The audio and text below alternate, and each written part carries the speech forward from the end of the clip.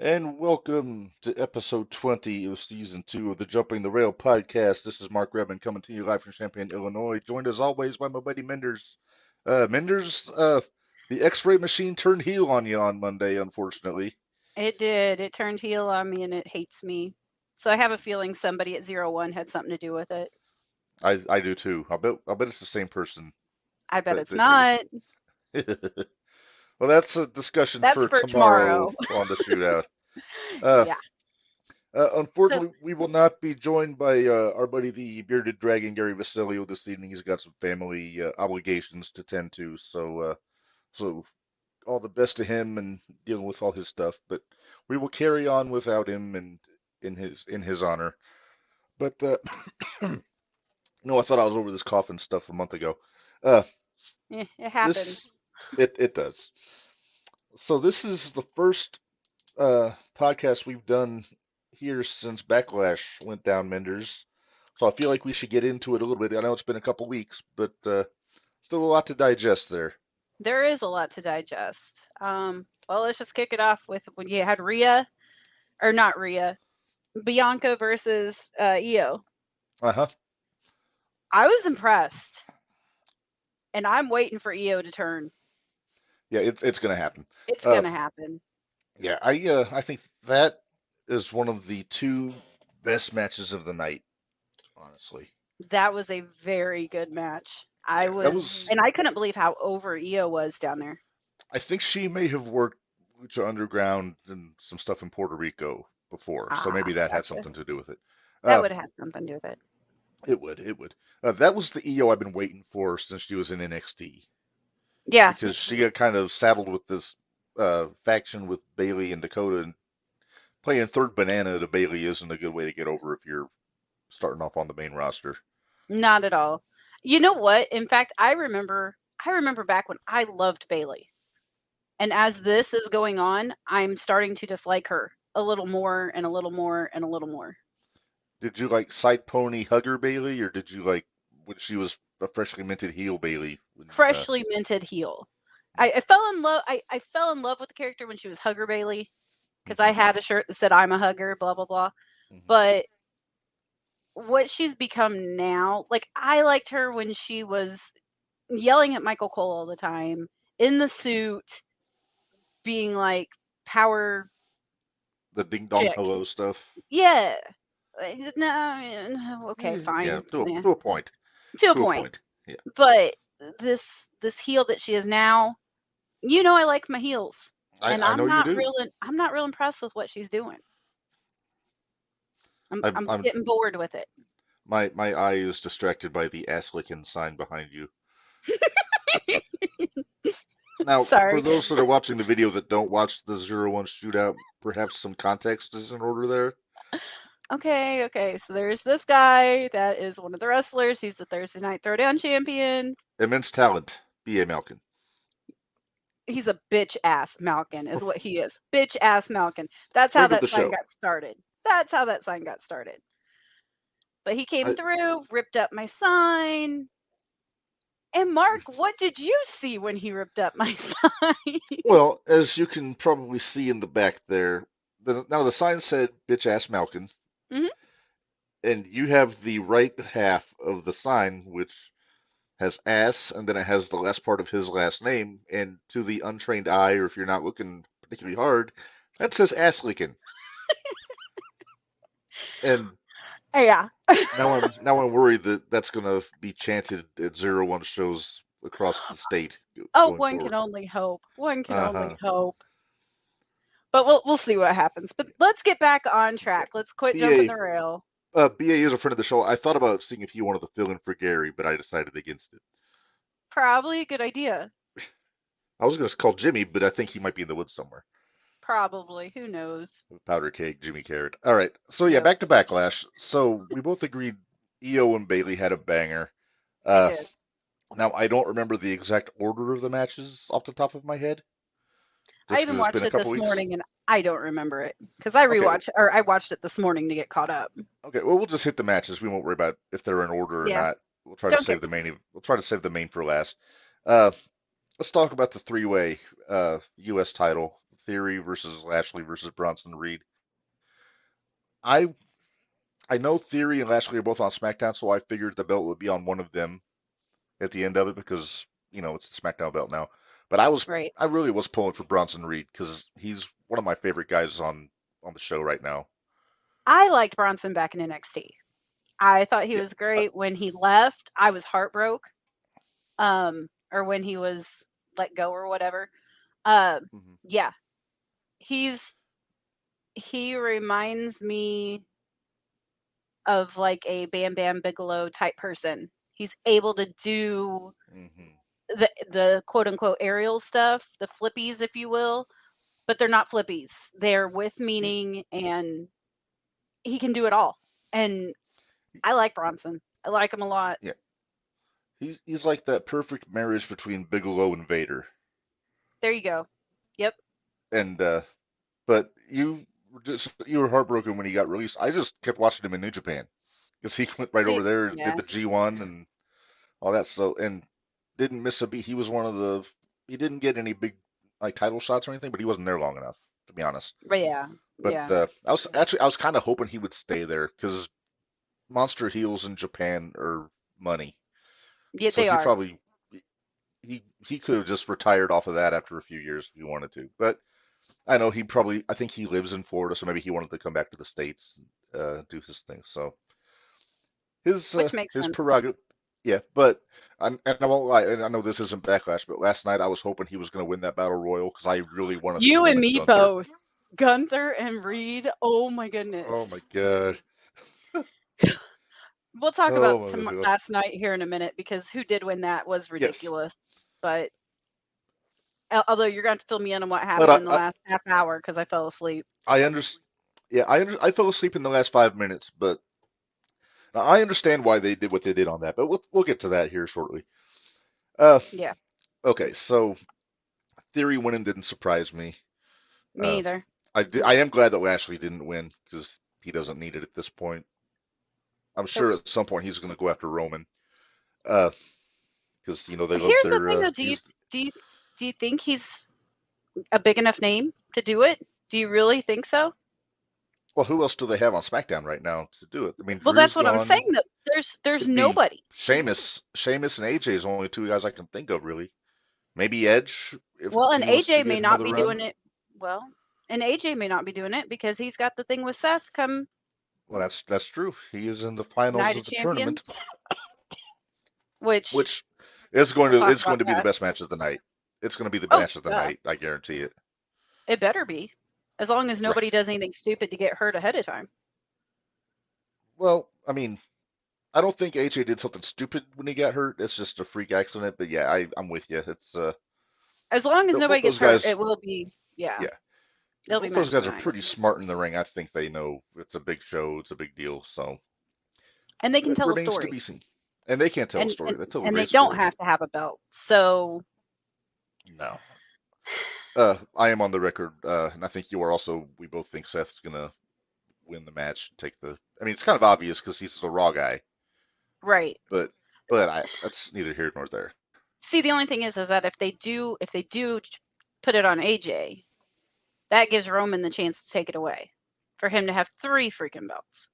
Which is dumb.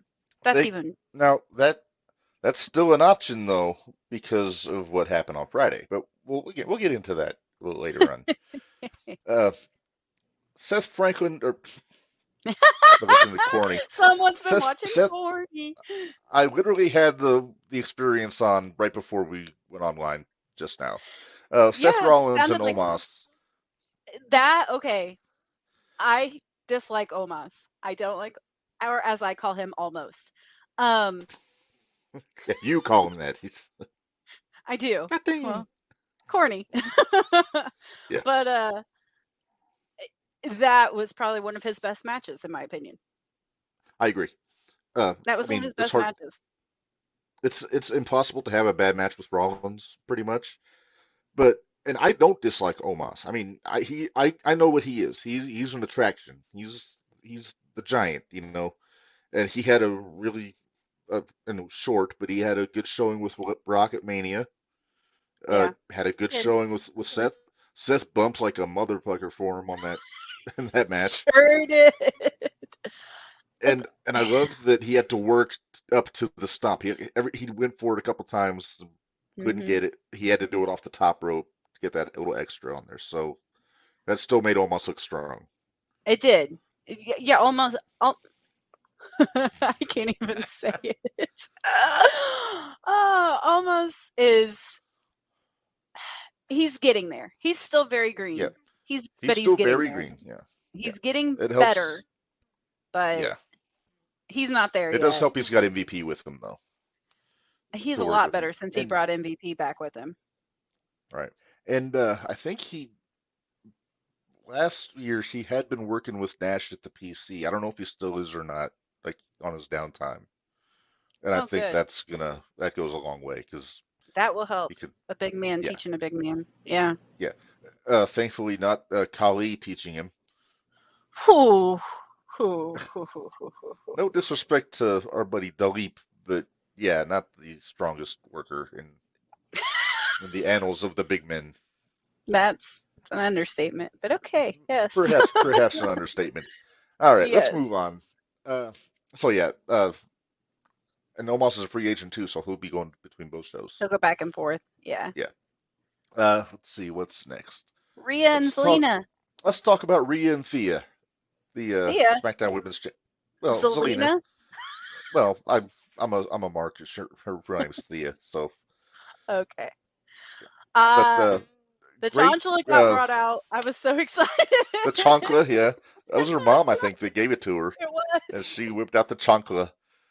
And I love And that the then just chancla's getting conversations between Corny and Brian Last talking about it on their show, Busted Open talking about it. that Mark was Henry trying great. to learn how to say it. It's awesome. Uh, we need to also mention how awesome the crowd was at Backlash. That crowd They was were hot. hot. Yeah. Very hot. They were The, into every match. It was, but then again, how long had it been since WWE had been to Puerto Rico? it had been 18 years.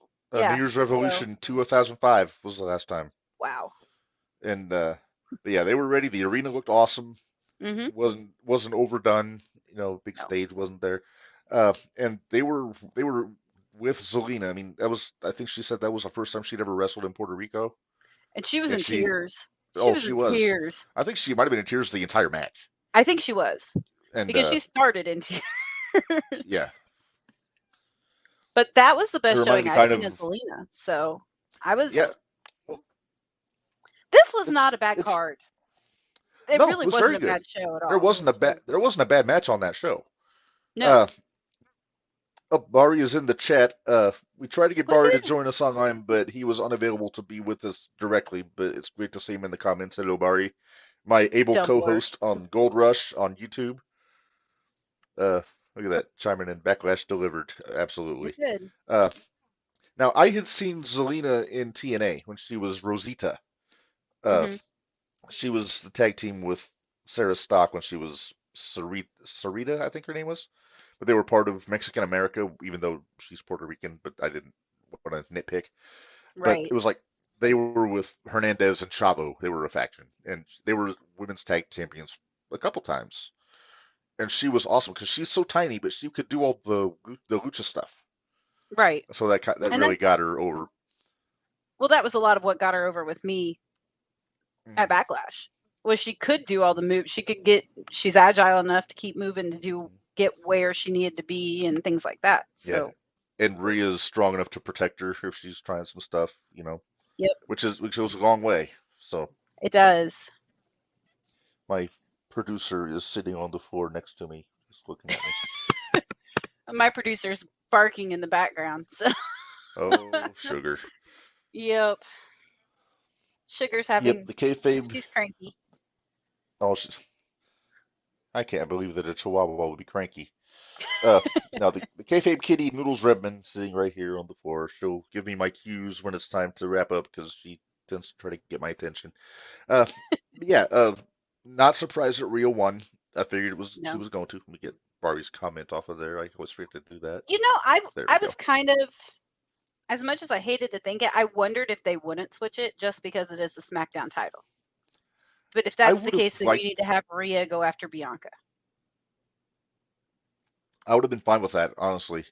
They would have got the Yeah, big crowd moment, but and then Rhea doesn't get hurt by a loss at this point. She's the most over woman on the roster right now. she's money. Oh She's yeah, money right now. yeah, yeah. So She's I the would have only been thing that's fine keeping if. I would say she's the only thing keeping Judgment Day relevant right now.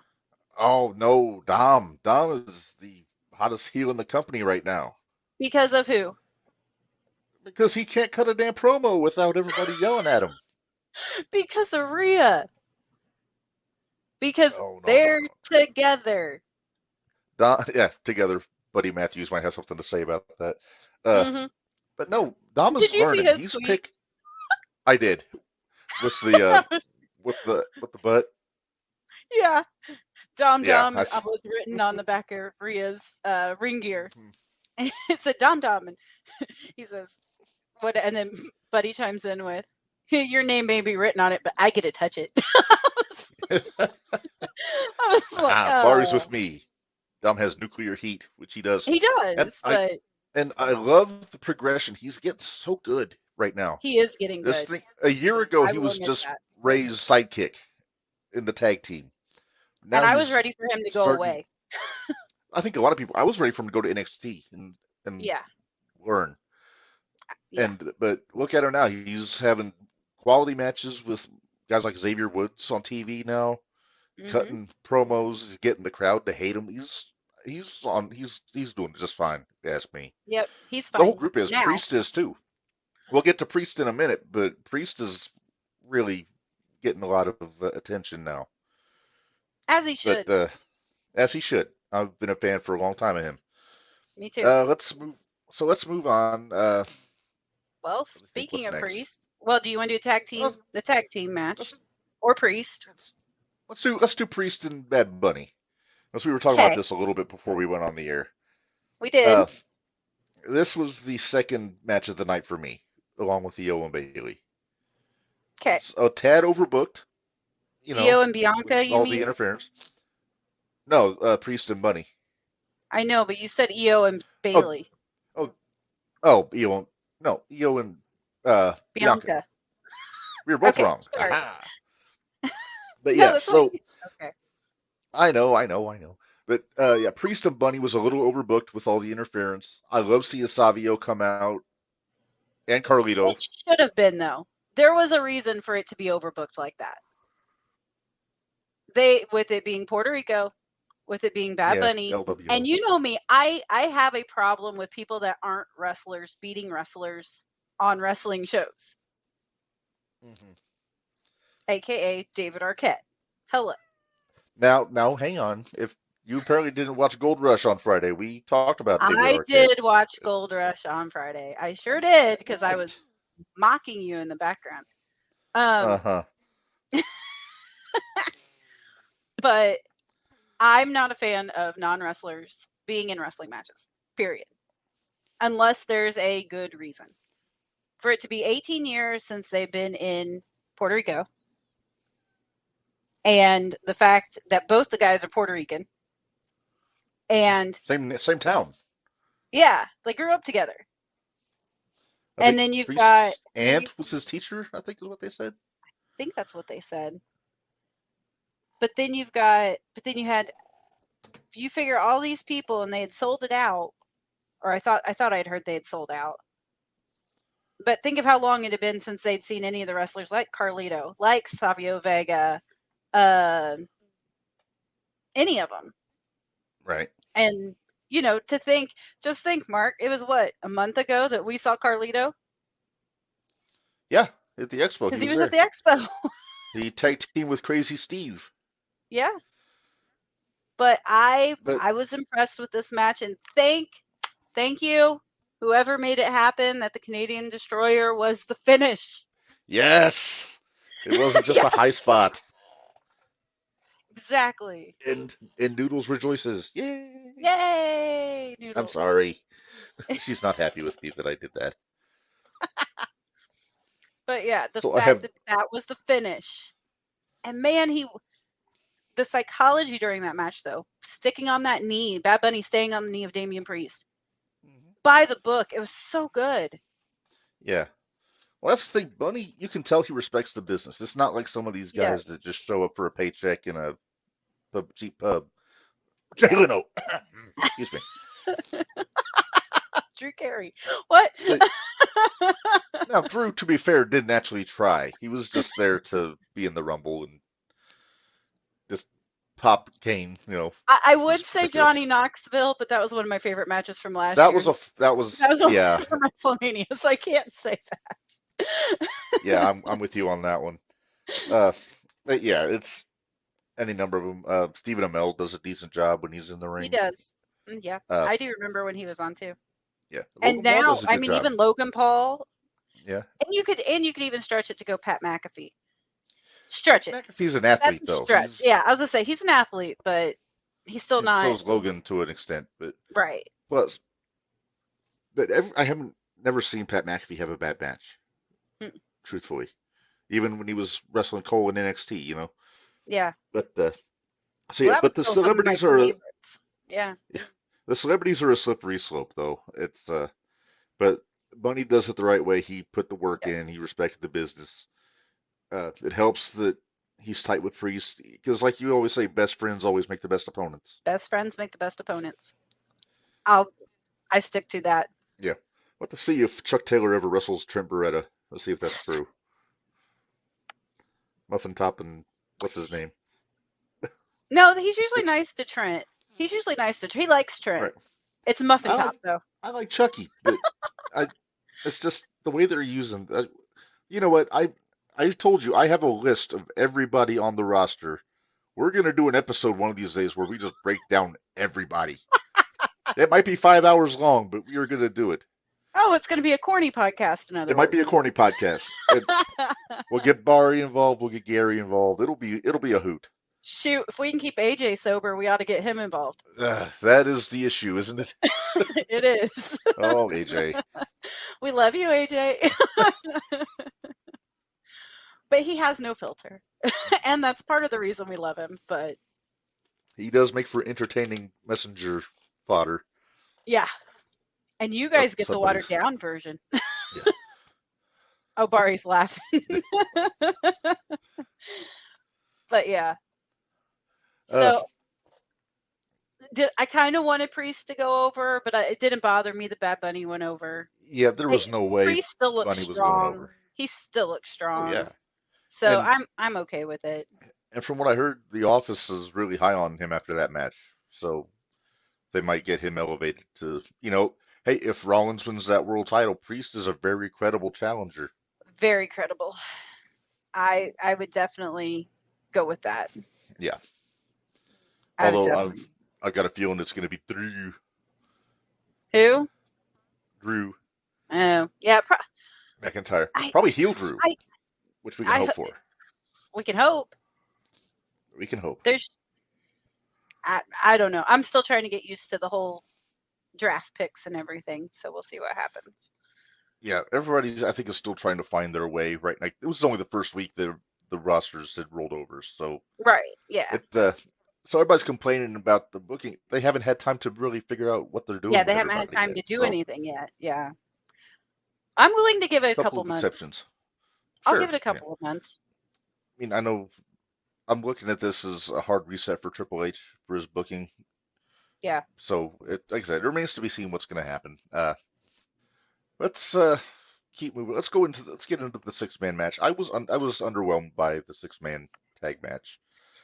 Usos and Solo against KO, Sammy, and Riddle. I'm not a big Riddle fan anyway.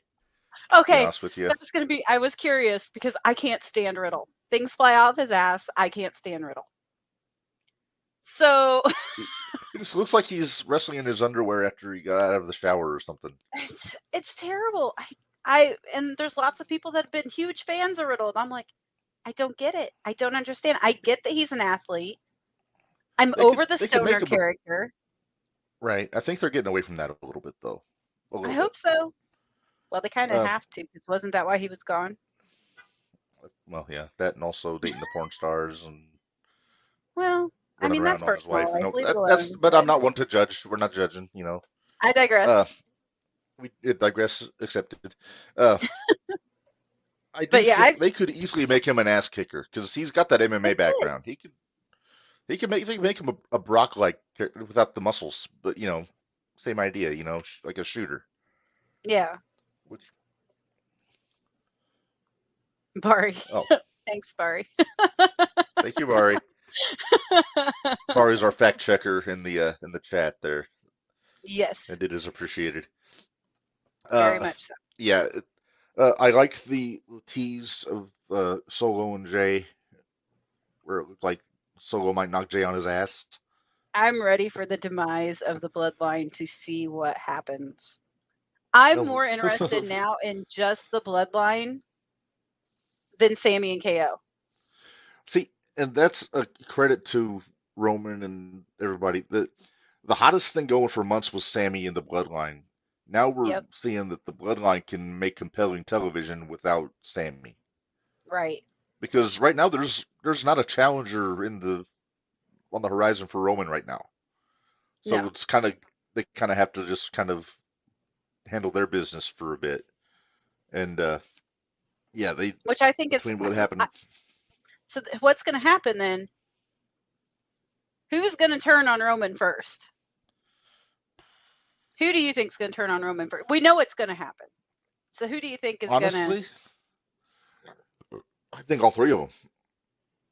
I think he tries to I get think Solo to beat up his brothers, and Solo picks his brothers over Roman. I think it's going to be Solo going after Roman. I used to think it was going to be Jay. I really did. Everybody thought it was going to be Jay for a long time, but Solo's getting over. Oh yes, he is. Very much. I enjoy Solo. He, again, like we discussed, I think it was last time, he's not the perfect person for it, but he's the perfect person that WWE has. He's the best guy they've got. Exactly. He's the best guy they got in order to be Until they that part. sign Jacob Fatu, Solo is the guy for that job. Yep, he definitely is. And I like that Solo got the pin in that match. Mm-hmm. It's Over smart that Riddle. Riddle took the fall, Yep. so the tag champ stayed strong. Uh, Yep. the Bloodline have proven that the slow burn works in Yes. in creative, Well, it's which been is so long since we've actually had a slow burn, which I think is why it's it's true. going over the way it has. This is very true. Because we don't get slow burns very often. No, Usually 3 months everybody and it's likes done. if that. Yeah. With Tony, it's 3 weeks Oh, if you're lucky. if you're lucky. If you're Poor Ricky lucky, Starks those only 3 got weeks. 2. Yeah, no kidding. But yeah, I was underwhelmed with that match. I'm I glad it did feel wasn't the like main event. it was a palate cleanser. It was a palate cleanser. Yep. Mm-hmm. Between, because I know Damian Priest and Bad Bunny were before that match. Then they had the triple Mm-hmm. tag, and then the one. They had the main event. Yeah, well, it was a double main event, which that didn't make any sense to me. Why it was a double main event, and then the top 2 main event matches weren't 1 and 2. But okay. Yeah, I don't know. It's But well it the same needed a reason that palate cleanser. at WrestleMania 18, Hogan and The Rock went before Lita, Trish, and Jazz, which went before Hunter and Jericho. So kind of the same idea. They got the palate cleanser in between. Yeah. To kind of bring everybody back down a little bit before everybody Yeah. got hot again. Yeah. Although this crowd was hot all night, but Oh man, they were caliente, as they say in Puerto Rico. yes. And the Uno Dos Tres counts for the 1, 2, 3. I Yeah. love that. That was Even great. during the corner punches, they were counting to 10 in Spanish. Yep. That's where you need a Bradshaw there to yell at them to speak English. Oh, JBL. Oh, Bradshaw. So let's get into the main event. Cody and Brock. I've really liked how they did this build up. Uh, Brock is just a better heel than he is a babyface in general. Very Although much so. I did enjoy babyface Brock though, Farmer Brock, But I did for a while for what it needed to be, but I'm glad he's back to a badass. yeah, because he is the most credible shit kicker in wrestling across every promotion. Yeah. It's believable. You don't believe that anybody can kick his ass. Right. I'll just say it. Which is And what he should be. right. and smartly, they didn't have Cody kick his ass in this match. Yeah. He got some hope spots and he got some good shots in there, but Brock pretty much dominated him the entire match until he made that one mistake and he ate the turnbuckle, and then we got Ooh, some juice, a which lot of is some juice. That was the most juice I'd seen since probably Steve and Brett. oh no the most juice I ever seen was Eddie with Bradshaw. Yeah. Judgment Day '04 when he took the chair shot. But Yeah. this was good old Puerto Rico juice, like This was. Abdullah and Colon, you know. It was And very. and what I liked was the finish. Like I said, Cody didn't hit his finish to get the win. I don't think he hit the finish at all. Did he? Didn't hit a crossroads on Brock. Yeah, I did. Did he? Did he It hit? Maybe hit not to finish, not to but he finish. did. I couldn't remember if he managed He to hit hit one or not. two or he hit two in a row. I know for sure. Okay, but and the point that Cody made last night, I really liked. He said that he beat Brock with a wrestling hold that countered a wrestling hold in a wrestling ring, but Brock was calling Yeah. it a cheap win. Yeah. And Bully made a point on Busted Open that Brock is a collegiate champion wrestler. So that's really a feat to out wrestle Brock Lesnar, even though he's known more for just throwing people around and, you know, punching them in the face. But that's also a good way to help Brock get a little bit more heat because Yeah, now which he's he going to did, be even more mad. which he was on Yeah. Monday. So it's working and I like Yeah. it. So this is the first time I've cared about Brock in a while. Right. And I like that Cody's having to struggle. He's having to do the work as his weight belt used to stay in Ring of Honor and AEW. Yeah, they're not just 5-minute matches, and I'm surprised because it's Brock. But right, and he's not going to be the world heavyweight champion, which is a good call, because I think for Cody, Roman is the mountaintop. He's got to be the guy that Cody beats to finish his story, and I think he which will. will probably be WrestleMania next year. That's what I'm thinking. Who knows? Maybe it'll be for all three belts. You never know.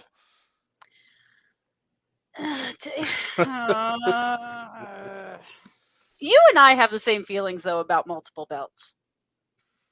Because I when they said they were bringing in another belt, I wasn't thrilled about it. Was not thrilled about it. Didn't mind that. I guess I get what they're doing, but kind of like we've discussed with AJ and Bari too, it feels like a consolation prize right now.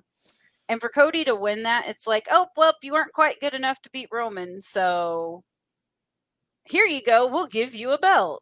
And you can't, for him to finish the story, like I said, you can't do it that way. With Cody, it would be a consolation prize. With Rollins, it wouldn't because Roman hasn't beaten Rollins. Correct. So that's about the only way they can. Maybe AJ, because AJ hasn't wrestled Roman in this run. Not in this. So run. either one of those guys, I think, could make it credible. And I'm almost certain, and I mentioned this to Bari on Gold Rush on Friday. I think that belt was made before Vince came back because I think Triple H was going to give that to Roman, get rid of the two belts. Yeah. And then when Vince came back, he's like, "Hey, nice belt, pal. Let's have a third one." You know, that kind of thing. Thanks, Vince. That's good shit, pal. It's good shit, pal. Because and we mentioned it, if you look at Triple H in some of these press conferences and promos, I don't think he's feeling it. I think he's rolling his eyes a little bit. I'm sure he probably is because he probably got the feeling that he was going to get control. Straight control. Yeah. Now he has a modicum of control with a mustachioed psychopath looking over his shoulder all the time. With the villain just sitting there waiting. Just twiddling his mustache. He's going to tie Stephanie to the railroad tracks. And you beat me to it. Yeah, he's going to tie Stephanie to the railroad tracks and be like, all right, you're going to do what I say. Yeah. Oh, boy. I digress. So that's Backlash. I thought good show. Really good show. Not a bad match on the card. Nope. I was like I said, I think if I had to rate it the worst quote unquote match, the worst match would have been the triple. I think that was Theory, the worst Lashley, match. and Bronson. Yeah. I agree with that. It was just it seemed like I don't, it looked like they were just going through the motions in that match, Yeah. which is easy for me to say because I'm a jabroni that's never taken a bump before. But I yeah, it don't just know. seemed like it was filler, you know. Yeah. Like Which, it was just considering the something talent in the match, shouldn't have been. that's a disservice. Yeah. Uh, so Night of Champions is a week from Saturday in Saudi Arabia, And we and won't see it live. oh, we might. It's on. It'll be on at like noon Oh, so we'll see because it's part in of it. Saudi Arabia. Yeah, that's Uh, true. yeah, but so a couple developments surrounding the undisputed tag team championships. Number one, it sounds like Sammy's going to get to go. You know, he hasn't gone for several years, but apparently, as we understand it, Syria and Saudi Arabia have like resumed like talks and like to be in the Arab Union, whatever it is. I'm not up on my politics, so Right. there's not a, so it's not a death sentence, I guess, for lack of a better term, for Sammy to go over there. Although, I Ed, don't you know made a how much point. I would still trust it though. I'm inclined to say the same thing. I would I would still be very nervous, at least the first time. It's too fresh. It's still too fresh. It's too new. Yeah. That's why I kind of think they ought to open the show with that match and then get Sammy the fuck out of the building. Yeah, as quickly as humanly possible. Uh-huh. Do a stretcher job. Just have him wheeled out Yeah. with a Kevlar blanket over him, you know.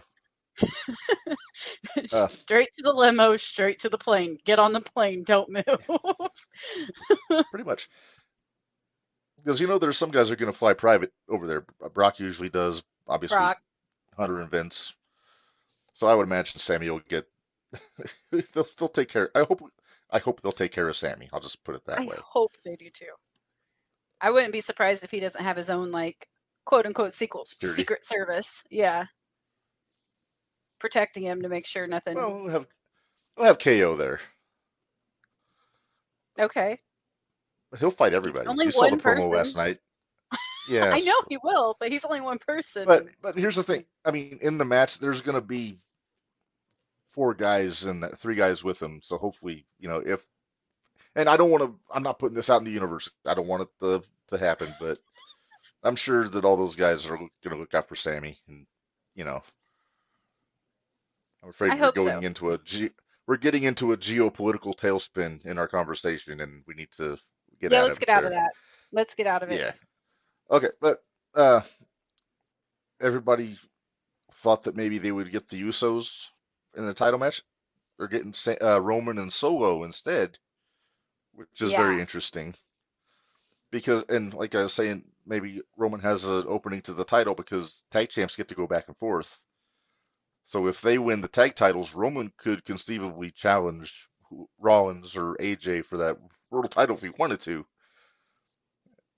Yeah. So the the internet would explode if that happened.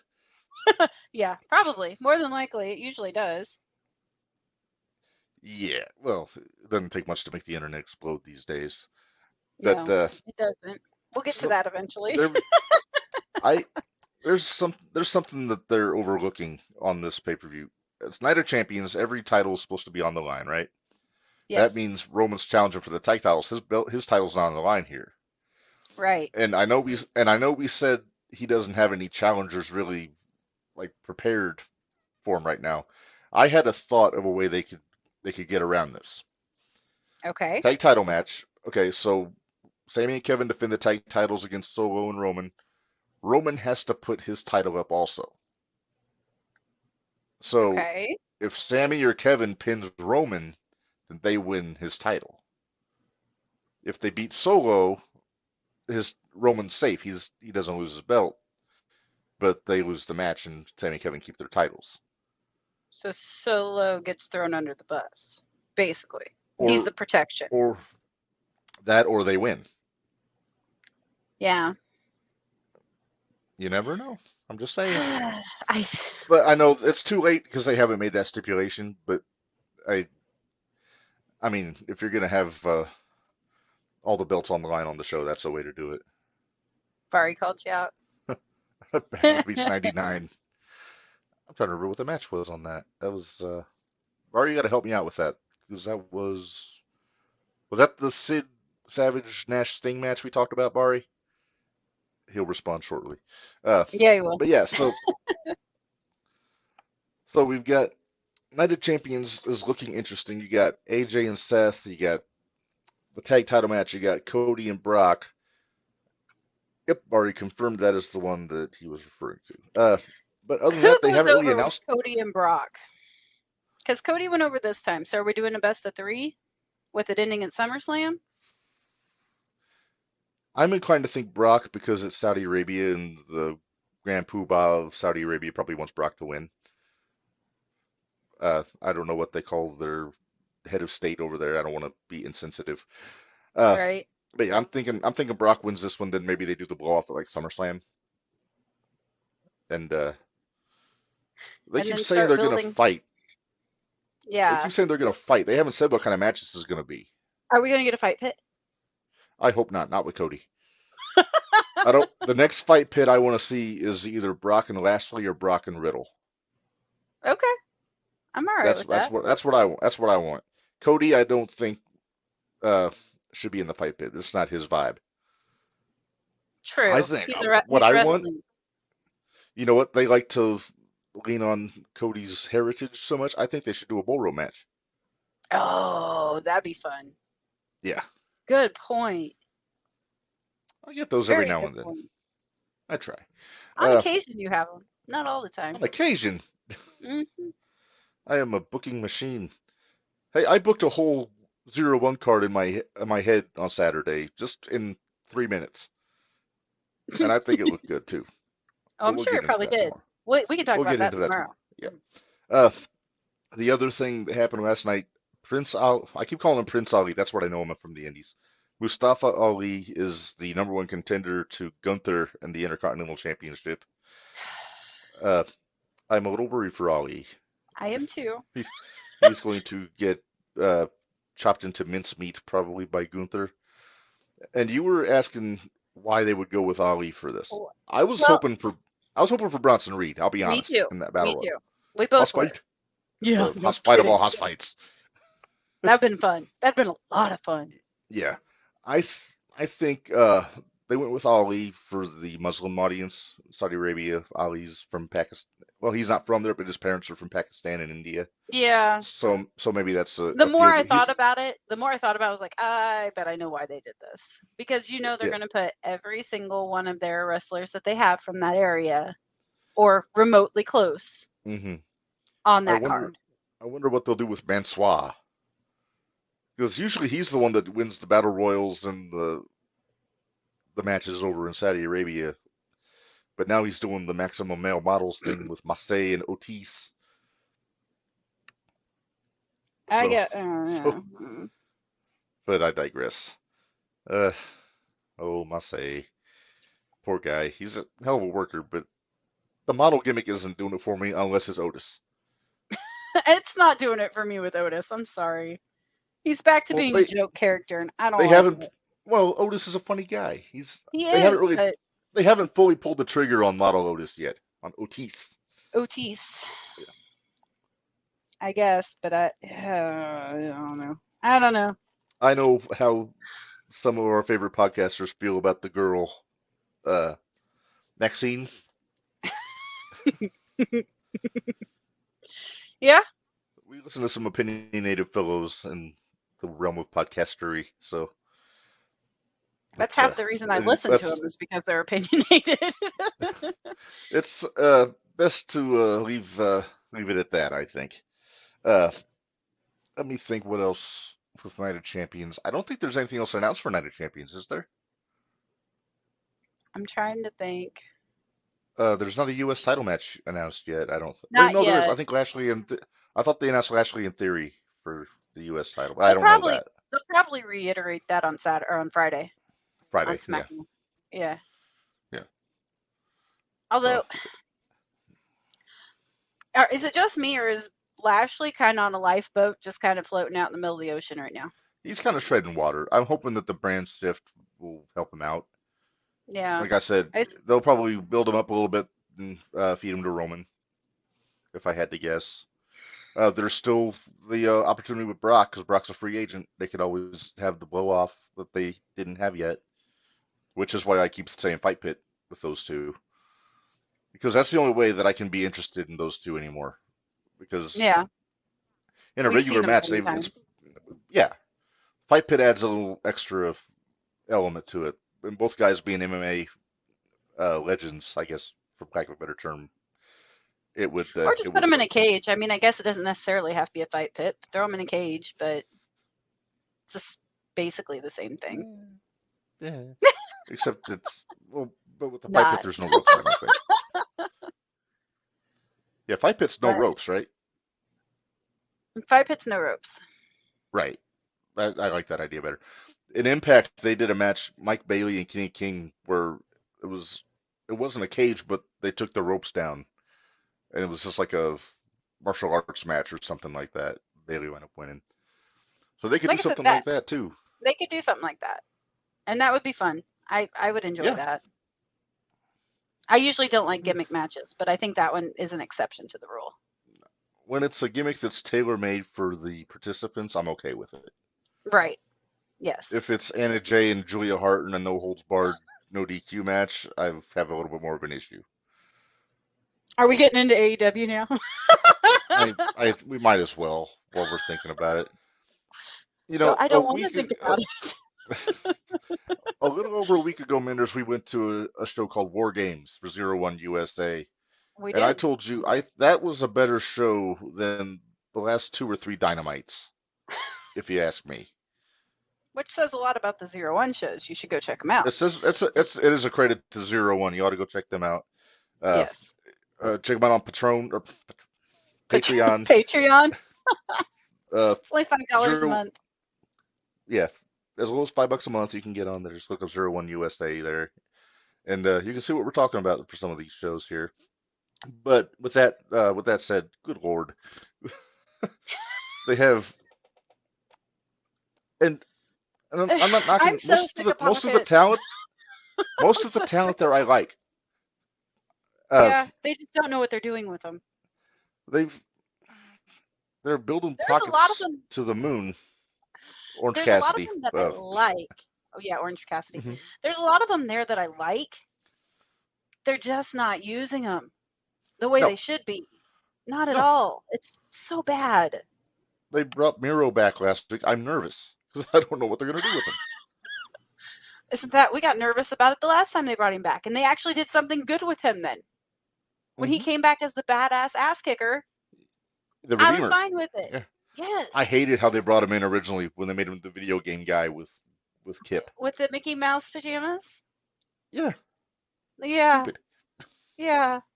That's probably Tony's I want to know pajamas. whose idea. I know, but no, there's no way Miro would fit in Tony's pajamas, just saying. But yeah, Miro doesn't need anybody. He doesn't need, No, in my opinion, he doesn't need a mouthpiece. He needs to just be a Billy badass, is what he needs to be. they could bring CJ in, the wife, to be like eye candy. That could work as long as they don't let her talk. I cannot stand when she talks on a microphone. She With or is without the annoying. accent. With with the accent was tolerable. Without, she was insufferable. I couldn't stand her. I was happy that Nia Jax put her through a table 10 weeks in a row. I think that's the nicest thing I've ever heard you say about Naya. Don't get used to it. Although she looks great these days. They showed pictures. She's dropped a lot of weight. She's getting healthy. So good for her, I say. Uh, Sorry, she I was a has a little worried potty there, mouth. Minders. Well, so do we. No, well, that was Bari's Yeah. comment. Sorry. Well, Anyway, talk about her yes, hole on television. Uh, she does look great though. yeah. She has toned up So a lot. kudos to She her. looks great. Yeah. Yeah. Yeah. You never know. Maybe she's angling for a return. Maybe that's been discussed. I don't Well, I know. thought that was what Hard to we were say. getting after the Rumble. Yeah, I was a little surprised that they only had her there for a one-off, but not complaining because I'm not a big fan of her work. But that's neither here nor there. I can only think of one person that is. Me too. Good old Wayne. Uh, so back to AEW. We touched on briefly Julia Hart and Anna Jay in the No Holds Barred match. It was the It could have been to call worse. it It wasn't terrible. to It could call have that been a match lot the worse. Drizzling Shits would be an insult to Drizzling Shits everywhere. It's It must be Anna Jay that I don't like. It must be Anna well, Jay that I don't like. she I don't is know. she's so green. She started wrestling on TV after I think she had maybe 3 matches in training, and then they put her on TV. And yeah, I know she's banging Jungle Boy, but you know, it's I'm wondering if wrestling talent is sexually transmitted. Obviously, it's not. Oh, Jack. Uh, I'm sorry. Are we coming off as cruel here? Oh, good Okay, Lord. That I was a think I'm sloppy. under control now. Okay, all right. Let's see. What did you think of the open house rules tag match? House of Black and Best Friends and Bandito. I think the best friends and Bandito need to come up with a different freaking rule. Well, yeah, it's. I mean, Bandito's a luchador. Why not go lucha rules? That would have been my idea. Where if a guy rolls out, there's no tags. It's just lucha libre. Well, to me, it didn't seem like they really gave themselves any type of advantage. No, The team that's gonna beat them is the one that's gonna figure out no. what rule they're gonna use Yeah, they to get banned their advantage. they banned quote spooky witches from ringside. Julia had already had a match where she was in a oatmeal and toast no holds barred match with Anna Jay, so she was already out of the picture. Yeah. So, So hopefully the rest of the challengers going forward are a little bit more creative than my boy Chucky T. but we're talking about best friends here. That's true. That's true. I mean, yeah, I like Trent. I'm not a big it's. fan of Chuck. I like Trent. I get a And feeling, the rule is like the opposing team gets to pick a rule. That was the idea. I have a feeling that nobody but Renee remembered that probably last not. Wednesday. Even Tony. And Hmm. Renee brought it up, and then it looked like they were confused. And Chuck just thought, what can I say that's funny? Yeah, it was really bad. It I was was like, really when they bad. started saying it, I was like, really? This is what you guys are going with? Yeah, it seemed Did you rushed. He forget didn't. your line That's backstage? I don't know. And I like the House of Black. They're one of my favorite groups in AEW. I do like the House of Black, Like but each one of them individually are awesome, they and are. as a team, they're good. They're probably the best trio in AEW, not just because they have the belts. I mean, God knows they're better than the Elite and uh, well, best friends obviously. Uh, Death Triangle, I could do with that. I think Pac needs to go on his own, I do get too. away from. Uh, I could see them doing something with FTR and Mark Briscoe as a trio if the fast food booking that happened last week doesn't affect that. I said something on Twitter that I think you guys popped for on our little group chat where I said it's a credit to Tony Khan's booking that he managed to come up with an angle that makes me not care about Mark Briscoe, Jay Lethal, or FTR, Yeah, it, which are it's four of my gotten to that favorite people point. on the roster. It's gotten to that point, though. He's making Mark Briscoe look like a schmuck. He is. I'm surprised Mark's going for it, honestly. I'm surprised Papa's going for it. They put Papa Briscoe on TV and they made him look I like a know. schmuck. I know. That's you know what I'm thinking. Hmm.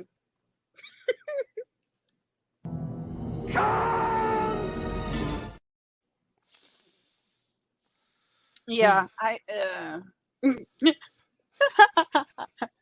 yeah, I just saw that too. Our buddy Barry saying, "Ah, the big dummy in coveralls." Yeah, Uh, yeah. Thank you for With reading that all, because I always forget that not everybody's watching this. So when you bring comments up, it's uh, I like Jeff Jarrett. I like Jay Lethal. Sanjay, I used to like when he was a full-time wrestler. I don't know what to think of Suttonham. He's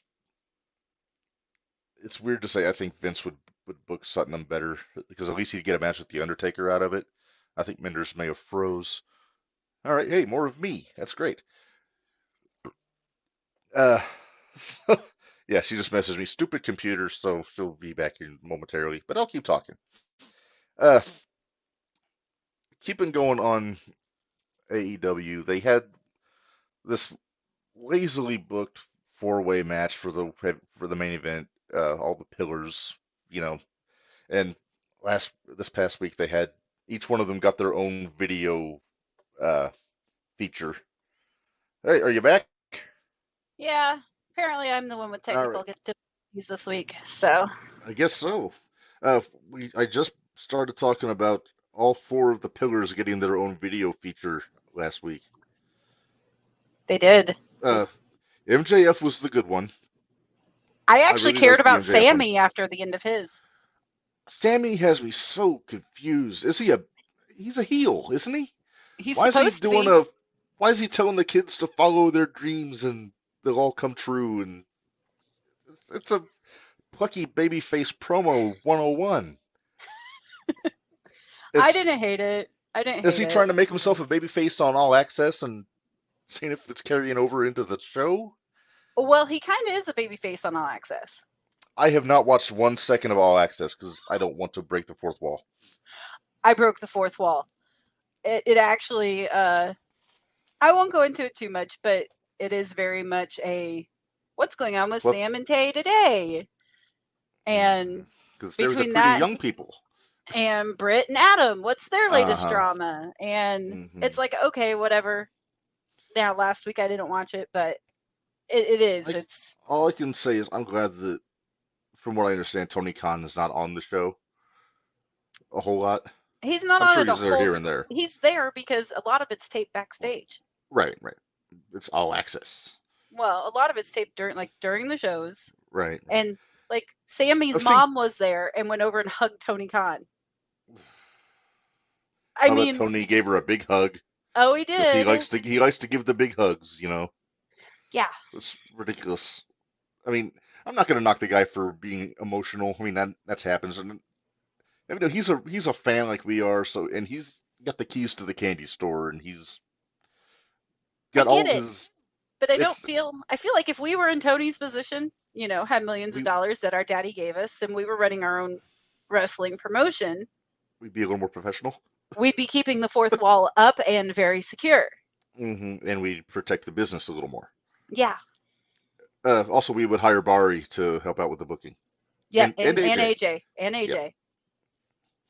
I would be but the that's one that when it just got a little too far, being like, guys, no, because that's what I uh, usually do when we all book. It's like they'll start booking, I'll be like, guys, no, I'd be no. I'd be the one that walks in while they're planning their 10-man ladder fuckfest. It's like, what the hell are you guys doing? Actually, what the guys have always said, I would be in charge of the money. So, because I'm the one that thinks I'm of good all with the that. money stuff. So, I'm good with that. I just give me the book and it's it's a I know it's a pipe dream that we'd ever have our own wrestling territory, but you know what? Me and the guys have been talking, if thinking about how much we would need to come up with because we've got between you, me, Bari, AJ, we've got a lot of friends in the business. yeah, I've Now it got might just be indie friends, but right. Hey, and I have a name for the territory, as you know, yes, HFCW House Fight Championship Wrestling. yep.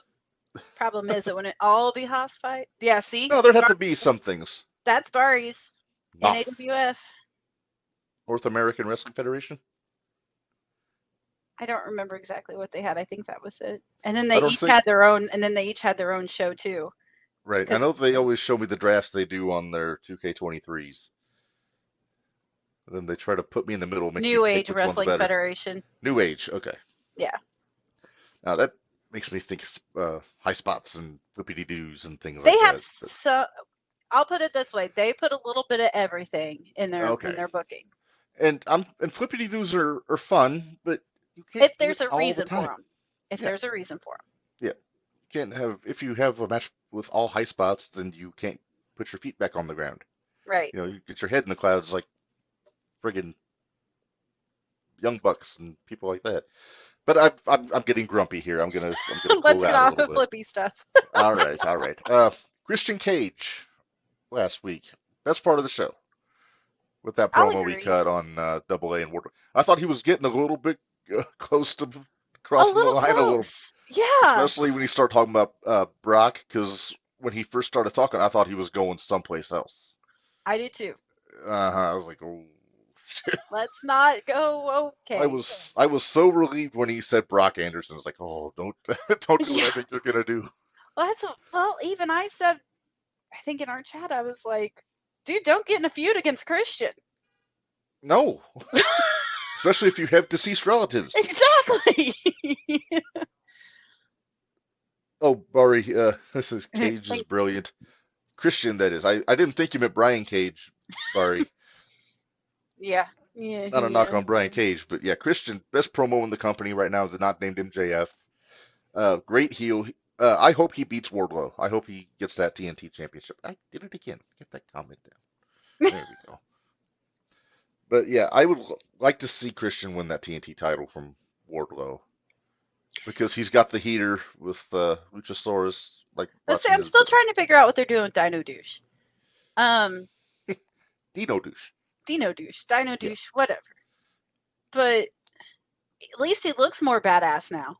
He looks awesome right now. Yeah, he does. He looks less litigious. Yes. Like he won't get sued for his mask. Well, obviously, not anymore. No. But yeah, I'd like to see him in a match now, honestly. In a match. Yeah, just to see if he's still reckless. Yeah. Almost killed poor Felix that one night. Again, I digress. Felix does all the flippy stuff. Douche isn't used to it. Through a table. I know, but still, no. Yeah. Some people you just don't put together to work together. That's true. I mean, it's like putting Marco Stunt with Almost. They're not going to vibe. I would pay to see Omos and Marco Stunt because Marco was going to bump like a champ.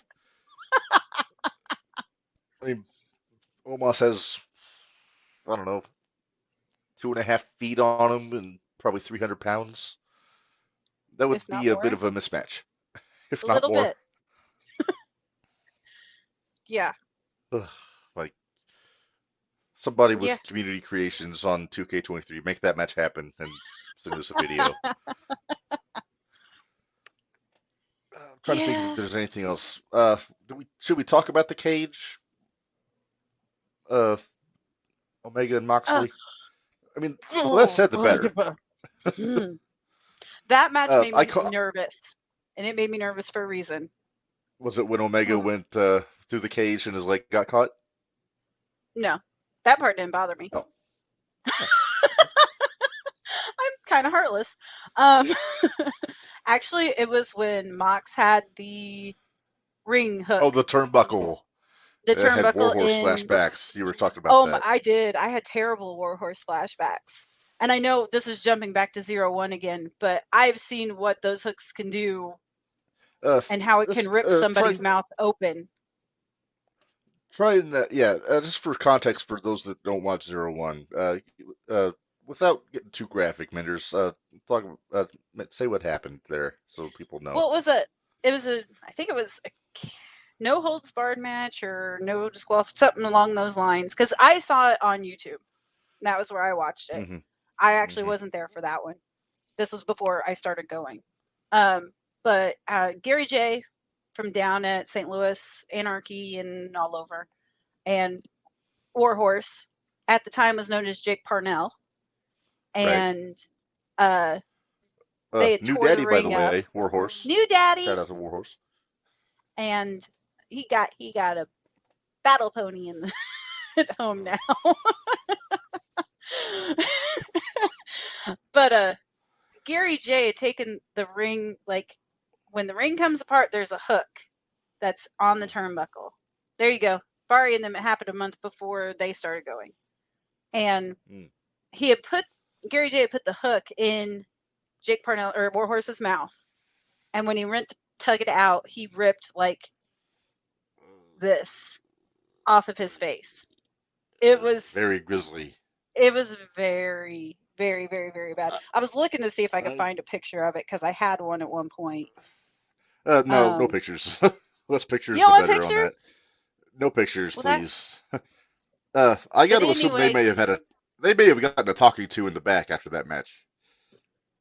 I would imagine. I don't know. I don't know if they did or not. See, the thing is that it was an accident. It was a complete and total accident. It was an accident. So sure, how can you have a conversation with somebody when it's an accident? Right. It's like Masada setting himself on fire. You can probably have a conversation with him. Right. But I digress. But you know, Nick Gage works smart in death matches. He doesn't get crazy. He just likes to play with the toys. Yeah. Okay. I know you're not a big fan of Nick Gage, but I'm not. He's grown on me. He's grown on me the last couple of years. But I know he has, and I guess it just reminds me. We're going to Jericho then, because Jericho saw Nick Gage was pretty popular because of Dark Side of the Ring and all that stuff, and he rode his coattails. Yep, the rider of coattails, Chris Jericho. You're popular. Let me jump on here and follow you for a while, and then when you're not popular anymore, I'll look to see what the next best thing is. Hey, Roderick Strong, you got a big pop when you debut. Let's have a match. Yeah, we're gonna have a match now. We're gonna false count anywhere. It's gonna be awesome. So dumb. With no build. It's. I mean, I guess I get where they're coming from with it, but it's. I mean, yeah, it's an offshoot of the Cole stuff, but still. It is. But then why isn't it? Why isn't it like one of the other jobbers from? Sorry, you don't like that. One of the other guys from the Jericho Appreciation site. Why does it have to be Jericho? And why can't Jericho be barred from the ring? Because Cole's barred from the ring. They should have it where Cole and Jericho cannot be in the building until the pay-per-view. They have to stay away. Yeah. They can do promos, but they would not be allowed within, like, say, 50 feet of each other until their match. Yeah. That way, when the bell rings, then you got the build-up. Let it explode. Yeah, they could have. I would love to see a match between like Roddy and Garcia. That would be an awesome match. That would be fun. That'd be a lot of fun. Yeah, even Roddy and Hager, if they can dust Hager off for a match for once. I'm throwing this out here. Do you think Kyle's coming back? I think he is. I wouldn't be surprised if they try to convince Tony to bring Bobby Fish back. Just to get the group back together. Plus, I love Red Dragon as a tag team. I do too. Fish, Red Dragon and FTR for the tag belts. Come on. That's what we wanted back when it was hot. We had this discussion, though. What, 2 years ago? We had this discussion. You could have had a tag division with FTR, the Kingdom, Red Dragon. Let's throw the Elite in there just so that way we have somebody to take the pin. Sure, okay. You got the Lucha Brothers. You could have had the Briscoes back then. I mean, I know Briscoes is Time Warner's fault, not Tony's. I'm sure Tony would have loved to have them on TV. But so I can't blame that on Tony as much as I want to. But they could have had the best tag team division in the country. They could have. If they wanted to. They could have. They could. And even then, even then, the Best Friends was still hot. Mm-hmm. They were very popular. So that would have been. Yeah. But who, for my money, is still the best team that never won the AW titles that had a shot at it. Yeah. And they never really even had a shot. I don't think they ever got a title shot, did they? Have they made up yet? I don't know. I know Santana's still under contract. But I don't know what the deal is with that. So I can't say. Okay, so let's talk about the elephant in the cage match. Would that be Cyrus the Virus and his Screwdriver of Doom? Yes. It would be. Saw it coming a mile away. I saw it coming like a month ago that he was going Yeah. to turn on Kenny at some point. I don't know if he's with the BCC or not, but I thought he was going to turn heel and Takeshita was going to turn heel also and be his new guy. Takeshita is really good. He's really good. Takeshita would Ta not make a good heel. Takeshita. Okay. You want me to use the other name that I know him as? I I will. prefer if you please don't, but at least get the name right. But if Callis is his mouthpiece, I think it could work. I Could don't know. could I not think maybe he's not too much. I definitely. think he's too much of a baby face right He's now. he's too nice. He's too nice. Uh, Thank you, Bari. I'm not reading that one because you no, didn't want me to. I don't But want to take all of Corny's names on the yeah, show. so we'll Uh, leave that one out. The yeah, funnest one out of all of them, we leave that one out. Okay. right. Uh, I don't know who else I could see putting Callis because he doesn't really fit with the BCC. No. So I hope he's not trying to do he's going to take over what was Regal's Regal. spot. I hope not because he's no Regal. He's not. I like Callis. He's no Regal. Callis is too much of the show where he's too carny. Yeah. Regal was like legit. Yeah, like we're gonna kick your ass, and that's how it's gonna be. You know who I could see putting in Regal's spot if he wanted to do it? Fit Finley. I could see that. If there's one guy I think Tony needs to hire, is Fit Finley, because number one, he will work with the women and make them better because he did it in WWE. And we all know they need that.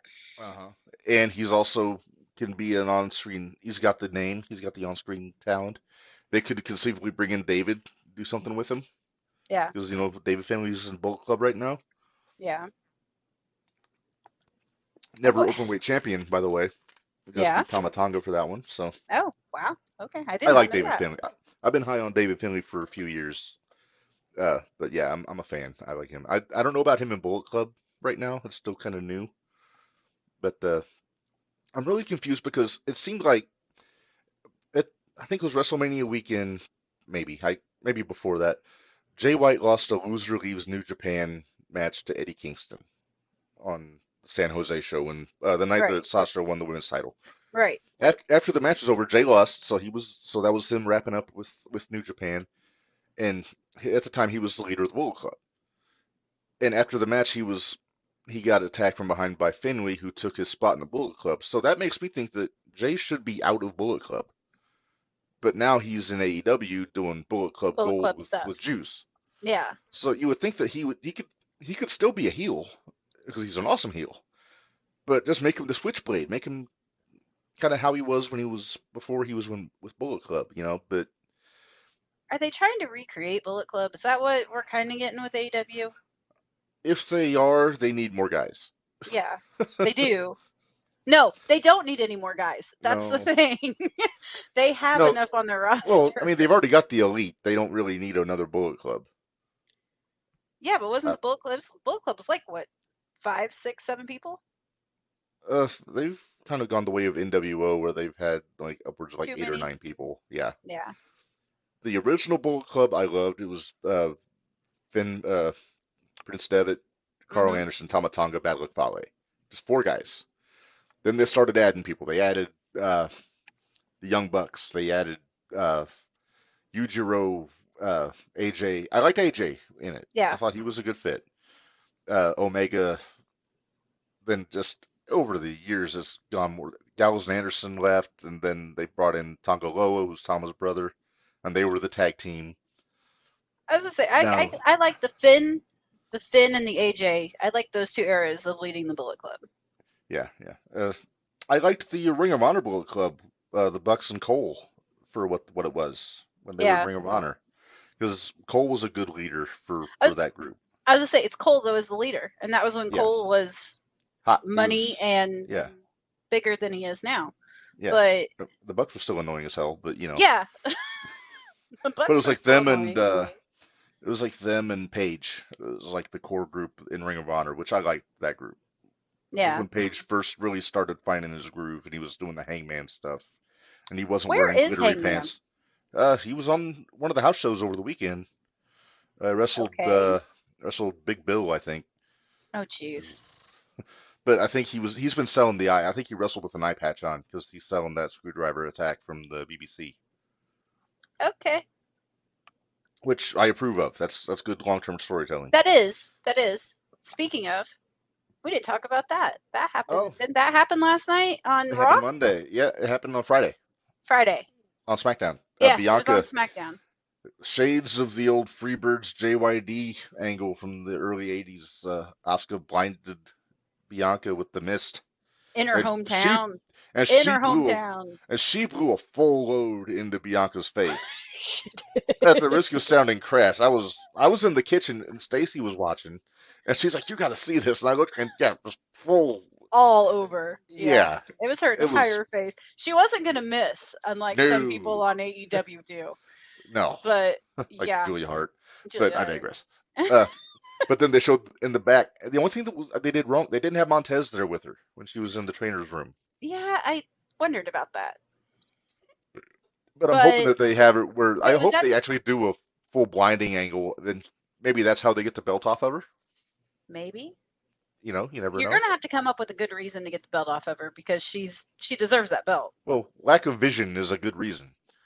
Yeah, very good reason. But you got to have somebody else though that can carry it. And right now, the only other person I can think of that can carry it's Asuka. Well, it's the Raw belt, so it's got to go back to Raw. So Okay, maybe so it then goes to Rhea. can Rhea and them just switch this, or let's just switch this because this is so dumb. I This is have bothering me about the draft. okay. This is a great segue, Minderz, because I kind of teased this a little bit. I have a solution to the belt problem in Okay, WWE. okay, It's not one that I'm crazy about, but it would work. okay. Now, if ideally it would just be one world title, one tag, one women's title, go back and forth and all that. Right. But that's not going to happen because No, if they don't have all the belts, they can't sell all the belts on the website and make all the money. You exactly. know, I'm not knocking it. I'm a collector, as you Hey, can and you know what? see. I got the I'm cool with the Intercontinental belt, and I'm cool with the U.S. champion. I actually do like the two mid card belts. I just wish they would use them the way they used to be used back in the day. right. Okay, so I actually have an illustration of my idea, Minderz. If you're ready Okay, to see this. let's All see. right. I put in a lot of time on this at work when I should have been working. Okay. Okay, so here you see all of the titles here at the bottom part. Now, what I propose is at the top you have all the belts that would go between shows. Like, get just for the purposes of this argument, this is the belt I chose for the tag team belt because I love it. The old Raw tag team titles from like the late 2000s. Right. Uh, so we got that Universal Championship, the Women's Championship, and again just going with the classic, and the Women's Tag Team Championship because why not? Okay. So then you go down to each show, and I put NXT on here too because the women's tags have been defended on there, so I guess technically that would work. Right. But for purposes here, then all these four would be just all over the place on pay-per-views, whatever. Then on Raw, you would have your World Heavyweight Championship. You would resplit up the tag titles as much as I hate it. You have the Raw Women's and the Intercontinental, and that'd be your four belts that are featured every week on television. Okay. SmackDown, get the WWE Championship. I mean, you can't get rid of this if they wind up just going with one belt in the future for Roman They got and to keep making that it. the SmackDown belt. I'm worried they're going to keep the Universal because it's blue, but this is the crown jewel of the WWE for the last 60 years. This WWE Right. Championship. So keep this on SmackDown. Make this your top guy that's not named Roman. Say just for For argument argument, just purposes, we'll go AJ. How's we'll that? say AJ. We'll say AJ here. Yeah. We'll say Seth here for the World Championship. I'm using my mouse as a pointer, but you can't see my mouse, You can't so I see don't know why it. I'm doing it. Uh, so say AJ's the world champion. Let's say that maybe just for argument, the Usos have the SmackDown belts. Sami and Kevin have the Raw belts. Okay. The SmackDown title right now, Rhea has it. Let's say it moves over to say Asuka, and Okay. then Rhea gets the Raw belt. Okay. Theory has Theory and Gunther are good. They're on the right They're shows, fine. Yeah, they're so fine. they're good. And then NXT, you got Mello, you got Gallus. I think Gallus Hmm. is still tag champs. Yeah, Uh, I think so. well, Alba and Isla have to do something with the women's tag team championships because they're on SmackDown. Yeah, I was real confused when that whole draft went down, but we talked Yeah. about that last Well, week. I say I think they got painted into a corner because they had the match booked and both teams got drafted Yeah, before the match happened. Uh, Indy vacated the women's title. They're solving that. I'm hoping it's Roxy, but you never know. you're Then hoping for Roxy, and I'm hoping for Cora. Actually, Cora could do a hell of a job as the champ. She's a hell she of a heel could. right now. She Put could. her with Breaker as like a power couple kind of angle. That would be awesome. That would work. And then North American, you got Wesley still has the belt, although I'm hoping eventually goes to Ilya or maybe Dijak. I would be fine with them. The other person that nobody talks about anymore, and Bari and I are huge fans of it, is Nathan Frazier. I like Nathan Frazier. He needs some more time. He needs more TV time. He needs We to get actually saw him. We saw him at when New Wave was a thing, Oh wow. and oh yeah, he was a New Wave, and he was really Okay. super nice to us. He came over, talked to us for about 5 minutes, and Same name or did he have an indie name? nope, same name, Hmm. same name. But see, Wonder this if was that's his real before. name. It was before he went to NXT. Okay. This was before because he came over. It was during COVID era, and when it was smaller shows everywhere and all that fun stuff. But yeah, Yeah. he was. I have a bracelet with Nathan Frazier somewhere around this place. Nice. But yeah, that's somebody I'd like to see take it off of Wesley. In all That honesty, I love Iliad. I love Dijak. But Ilya, I want to see. Actually, I'd prefer see Ilya go for Carmelo. yes, I do That too. would be an interesting match with those two. It would be So anyway, so back to this here. So these are the titles that get defended on TV if they have like a Raw exclusive pay per view, a SmackDown exclusive pay per view. That's your main event, that world title, WWE title. hmm But for the big shows, your Rumble, your SummerSlam, uh, even like the Saudi shows, Tribute to the Troops, whatever. That's right, when you get Roman against whoever. It doesn't have to be one of the two world champions. It can be whoever. right, And going between shows, the women's title, same deal. You could theoretically, let's say Rhea is the the all around WWE Women's Champion, then they have a new Raw Women's Champion, then Rhea's going back and forth. So right. this is doable. I'm looking at this like the territories. Yeah, If they make Raw, NXT, and SmackDown like a separate territory, like if the WWE is the NWA, then Raw's Charlotte, SmackDown's Mid South, NXT say Georgia. hmm Then every company had their top title, had their tag title, they had their secondary men's championship.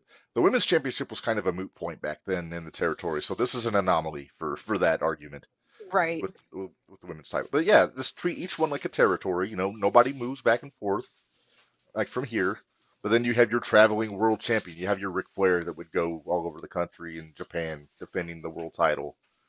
Then you'd have your Briscoes, your whatever have you, and Yeah, they would be the attraction. They would show up. You could have a WWE World Tag Team Championship match on Raw if you want to. yeah. And I don't know, maybe I'm rambling too much, but this is what I'm thinking. And I know it probably won't happen because convoluted and Vince, what? Okay, go on. yeah, Vince likes to fix what isn't broke. I'm fixing what is broke in Right, this scenario. But right. that's not normal for Vince. He doesn't like that. It's like that doesn't work for me, pal. That kind of thing. But yeah, that's how I would do it. If anybody has a better idea, let me know. But plus, I want to see them bring this tag title back. This '02 to '08 or '09 The only Raw thing Tag Team I would Championship. suggest, I would just have one women's title and not two. I wouldn't have one on each show. And if you're Well, going to, that would work if all the women were on one show. yeah, Because if they're split up, then the girls on, say the title's on Raw, the girls on SmackDown are going to get pissy and say, "Why we can't get a shot at this because we're not on the same show." It was kind of the same but they problem they had. could. What I'm They saying had though the is let the Raw or whoever the main women's champion jump back and forth. That way you have SmackDown and you have Raw. now see I don't that know. works. That works if you just all together just go this One belt, at the period. top. Yeah. and then do away with these Well, keep ones. Keep the Intercontinental, keep the U.S., keep the North American, and get even rid of the keep rest of them. and keep the women's tag in NXT. Yeah, that'd be fine.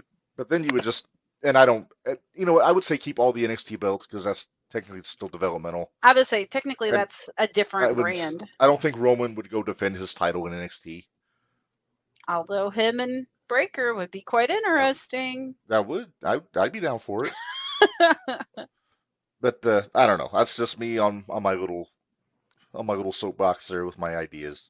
I was surprised that Von Wagner was in on that for Gunther's. Yeah, that surprised me.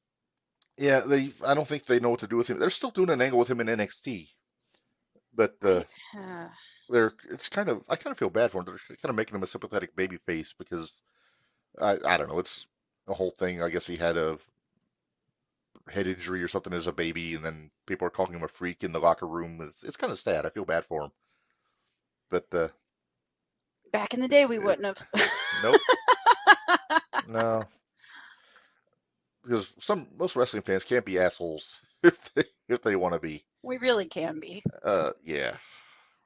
I try to take the high road myself because I am a pantheon of class and respect. Depends on who it is. That's true. That's okay, true. Prodigy. Yeah. Yep, I'm just going to. No. He did not break my feet or my foot. You know this is the wrong show. Nobody knows who you're talking about. I know. I did that to pop you, Minderz. Okay. Well, you popped me. All right. Well, let's move on. I know I had told you we were going to go short. I think we're actually going to go regular time today because we're actually doing Looks pretty like well. it. I was going to say, yeah, it's all right. So let's get into our regular feature here, Minderz, and show the latest inductee into the Hall of Fame, shall we?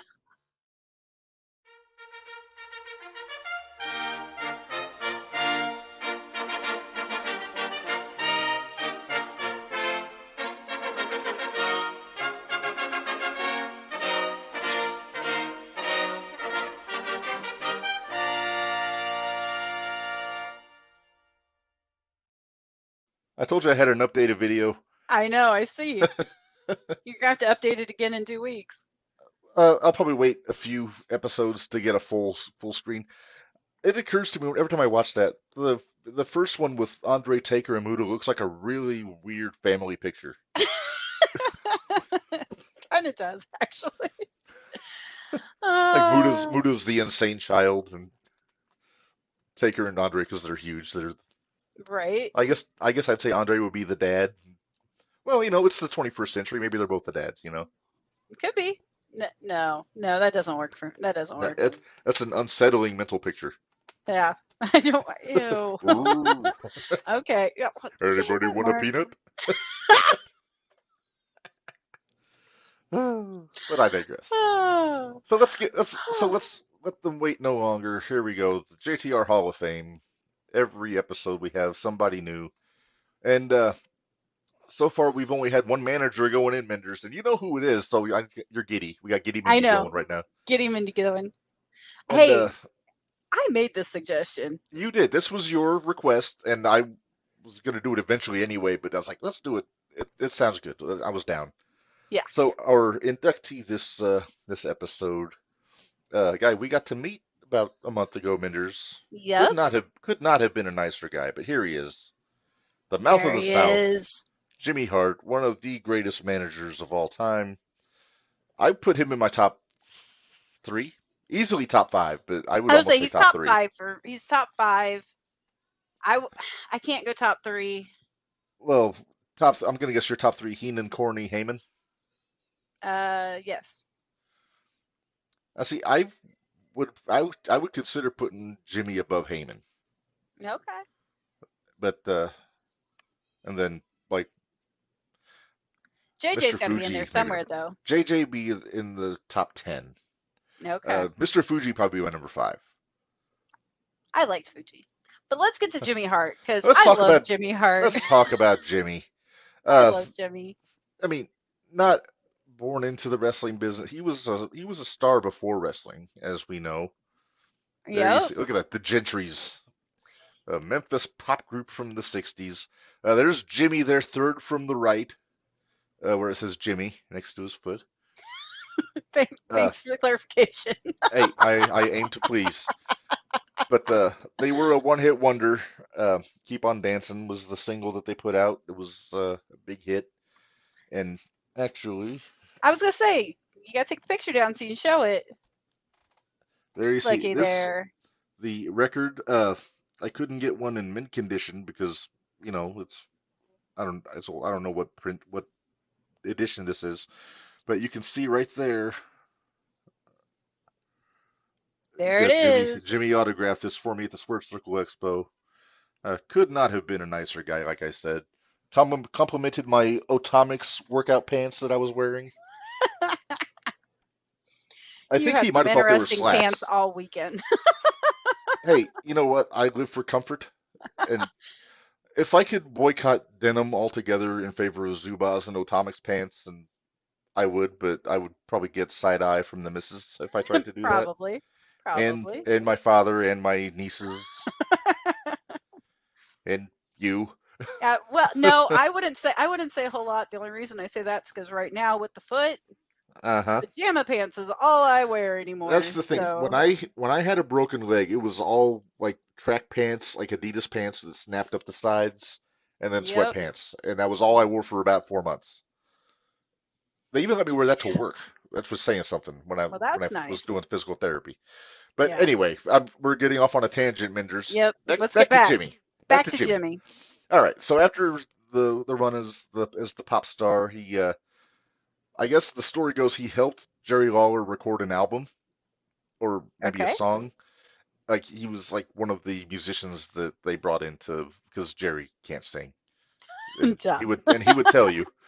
I may Right. need to find that song, but anyway, I guess they hit it off, and Jerry asked Jimmy if he'd ever consider getting into the wrestling business. Jimmy loved, he was a longtime fan, as he says.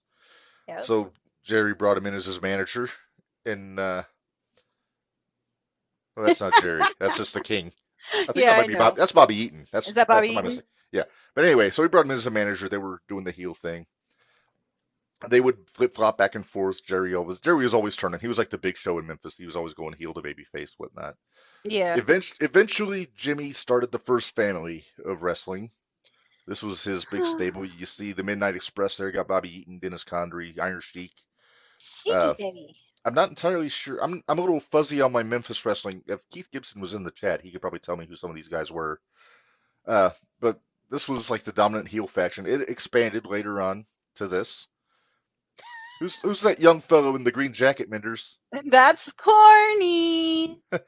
But yeah, this is a more pronounced group. You still got Condrey, you got Ken Patera. Looks like I think that's Brickhouse Brown, maybe. I think Uh, so. the Assassins, the Grapplers, all kinds of really like solid heel talent in Memphis. Uh, Yes. they were so good at being heels. And Jimmy Cornette was like Jimmy Hart's like apprentice manager. Which that's so funny to think of now. I know, but this look, Corny's so babyface in this picture. Then you see Yeah. Jimmy. Jimmy looks like he walked off the cast of Three's Company. Yeah. But no, first family that was a big deal. We showed this again. I guess this was during his feud with Jimmy Hart. Bobby Eaton had a crown on. Uh, at one point, he got together with Andy Kaufman. Yeah. He was kind of like the well, Caretaker. he was the Minderz of this angle because he was the one stirring shit up between them. He was they would they would set up Waller for beatings and whatnot and things like that. Uh, I still say my favorite. Are we going to talk too much about this about Andy and Jimmy and Lawler? we'll touch on it. Okay. Because my So, favorite was when it was the handicap match. oh yeah, yeah, because neither one of it's Lawler against two non-wrestlers essentially. Right. So fun. Now that's not the match where the assassin came in and gave him a pile driver, right? No. Okay, that's a different match. I think that was just I the I was angle was thinking of the so. one where Jimmy and Andy were like, okay, we're going to both go at the same time. They were in different corners. Uh-huh. And then when Jimmy said go and he ran and Andy was still standing in the corner. Yeah, that's you know what that is an MJF move. It is. That's I literally did that a couple weeks ago when they were doing the dive. Sammy did the dive and I MJF know. pulled up. So yeah. So I, MJF is a heel in the Kaufmanian sense. yes, he is. All I right. think that's why I like him so much, but that's It could beside the be. point. It could be. So after about I want to say 10 years or so in Memphis, uh, Vince gave him a call, brought him up. This is the, and I know this because he told me this is his first promo picture from the WWF, Oh, wow. like the first 8x10 that he would have. I know this because he still had them at the expo. I thought he did. And my buddy Keith Gibson, friend of the show, Clubhouse Lounge Radio, he grew up, him and his dad going to shows in Evansville for the Memphis Ah. territory. Mm-hmm. So he loves Jimmy Hart. So I actually got him this picture autographed for him at the expo, Aw. and I think he may have peed a little bit out of excitement when he got it. Now the joke's on me. I didn't get one for myself, but I got the record. So You got the Sean, record, though. if he's back next year, I'll get an 8x10 and I'll get that framed. But now look at the look. I mean, he didn't wear these kind of suits in Memphis with the musical notes No. and the still had the I assume sunglasses this and is the when he hair. was with Honky Tonk Man. This is before that. This was Oh, this was before. 85. Okay. This is 85. Uh, Okay. I've got a whole gallery of pictures of all the guys that he managed. So we'll Oh, get to I'm that. sure you do. Uh, yeah, but he's very over the top here. Can we just say how magnificent the mullet is? He still has the mullet. He does. The man is he's 79 years old. He does not look And he any doesn't different look than any he did in different. 1996. No, he doesn't. All right. So just to get into his some of the guys that he managed, starting the first guy was Greg the Hammer Valentine. Nah. There he is when he was Intercontinental Champion. I like that jacket though. Looks like That's a pretty cool jacket. Yeah, yeah. It's a Yeah. cool belt too, but we'll talk about that someday on Gold Rush. Yeah. For a brief time, he managed King Kong Bundy. Mm-hmm. He managed him in WrestleMania 1 when he beat SD Jones in 9 seconds. Looks like he's about to pick his Yes. nose there, or maybe get I something know out that of his was kind teeth. of like, yeah, maybe that's it. Yeah. Here we go. There's how I first came to know Jimmy was when he managed the Heart Foundation. Heart Foundation. Because when I first started watching wrestling, it was about November of '86. So these guys That they was hadn't won the tag titles yet. probably, yeah, as I say, that was probably about the same time I did, maybe a little bit before. Yeah. Because I remember Randy Savage damaging Steamboat's larynx on the guardrail. That was one of the first things I really remember. Yep. Like I'd watched it before, but I don't remember any of it because my brother watched it when I was really little. And he Yeah. was afraid of Ox Baker, but he hates when I tell people that.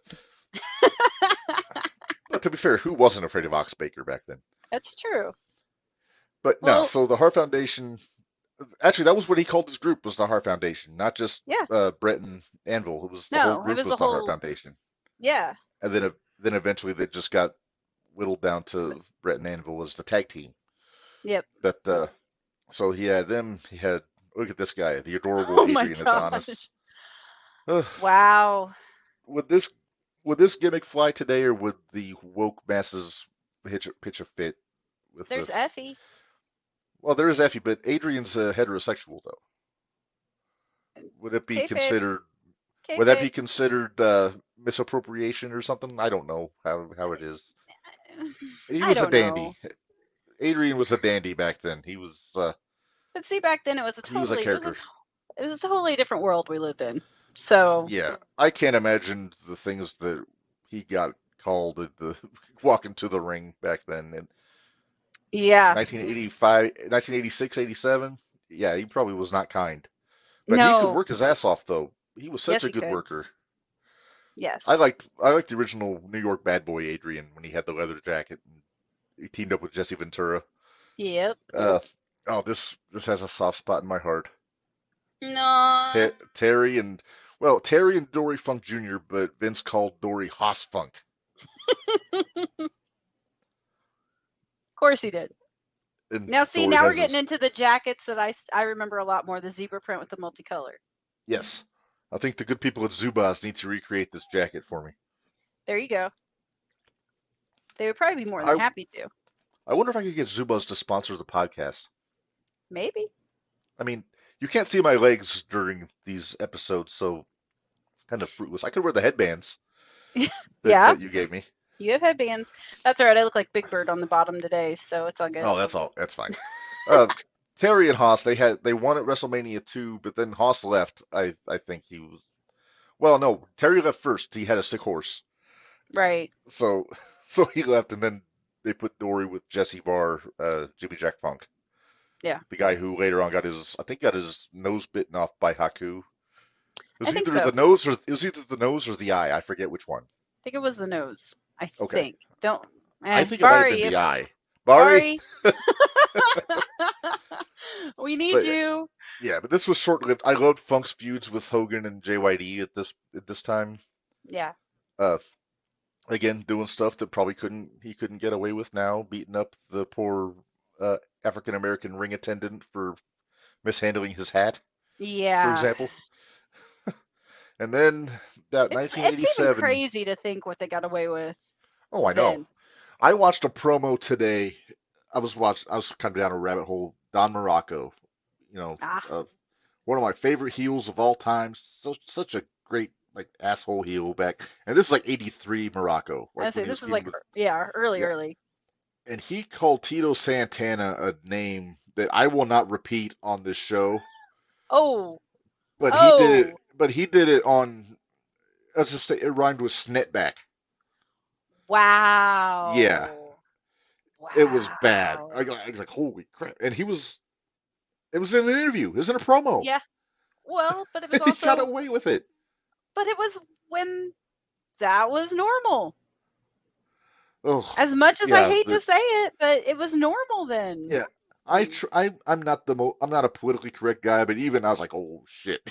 Yeah, right. Like, you can't call him that in a promo, and that was actually the promo on the show that started the feud with Jimmy Snuka that led to the cage match. But we'll get to that later. But as we get into 1987 Minderz, here's where you asked for it. There he is. Man. The worst baby face in the history of bad baby faces. To the point where he tried to get a letter writing campaign to give him the fans' seal of approval, but nobody did it, which made him. And then he got angry, and Jimmy became his manager. And then we get this. Look at that, Alice Cooper with Damien. Yep. Poor Jimmy. Why he wore white pants that day, I'll never know. Yep. Yeah, it's. Ugh, I mean, I'm sure. Sorry. In hindsight, I wish I would have asked him. What? I hate nope ropes. Oh. That's nope ropes. I got you. In hindsight, I wish I would have asked Jimmy about this. Just to, if he's there next year, I got questions. Pants that day. Yeah. It's like Jake's getting a little friendly with him, but that's neither here nor there. So as we go, 88, he didn't have a lot of extra people. He had Dangerous Danny Davis, the crooked referee. And then in 89, the Hart Foundation leaves him. But he's got the Rougeau brothers. The Rougeau brothers. The all-American boys themselves. Jacques and Raymond. This was Raymond's, his tail end before he retired. But they had a couple of good years there feuding with, the Rockers and the Hart Foundation, the Bushwhackers. Yeah. And, yeah, it's the Punch Dynamite kid in the locker room. See, that was after Demolition, wasn't it? I'm sorry?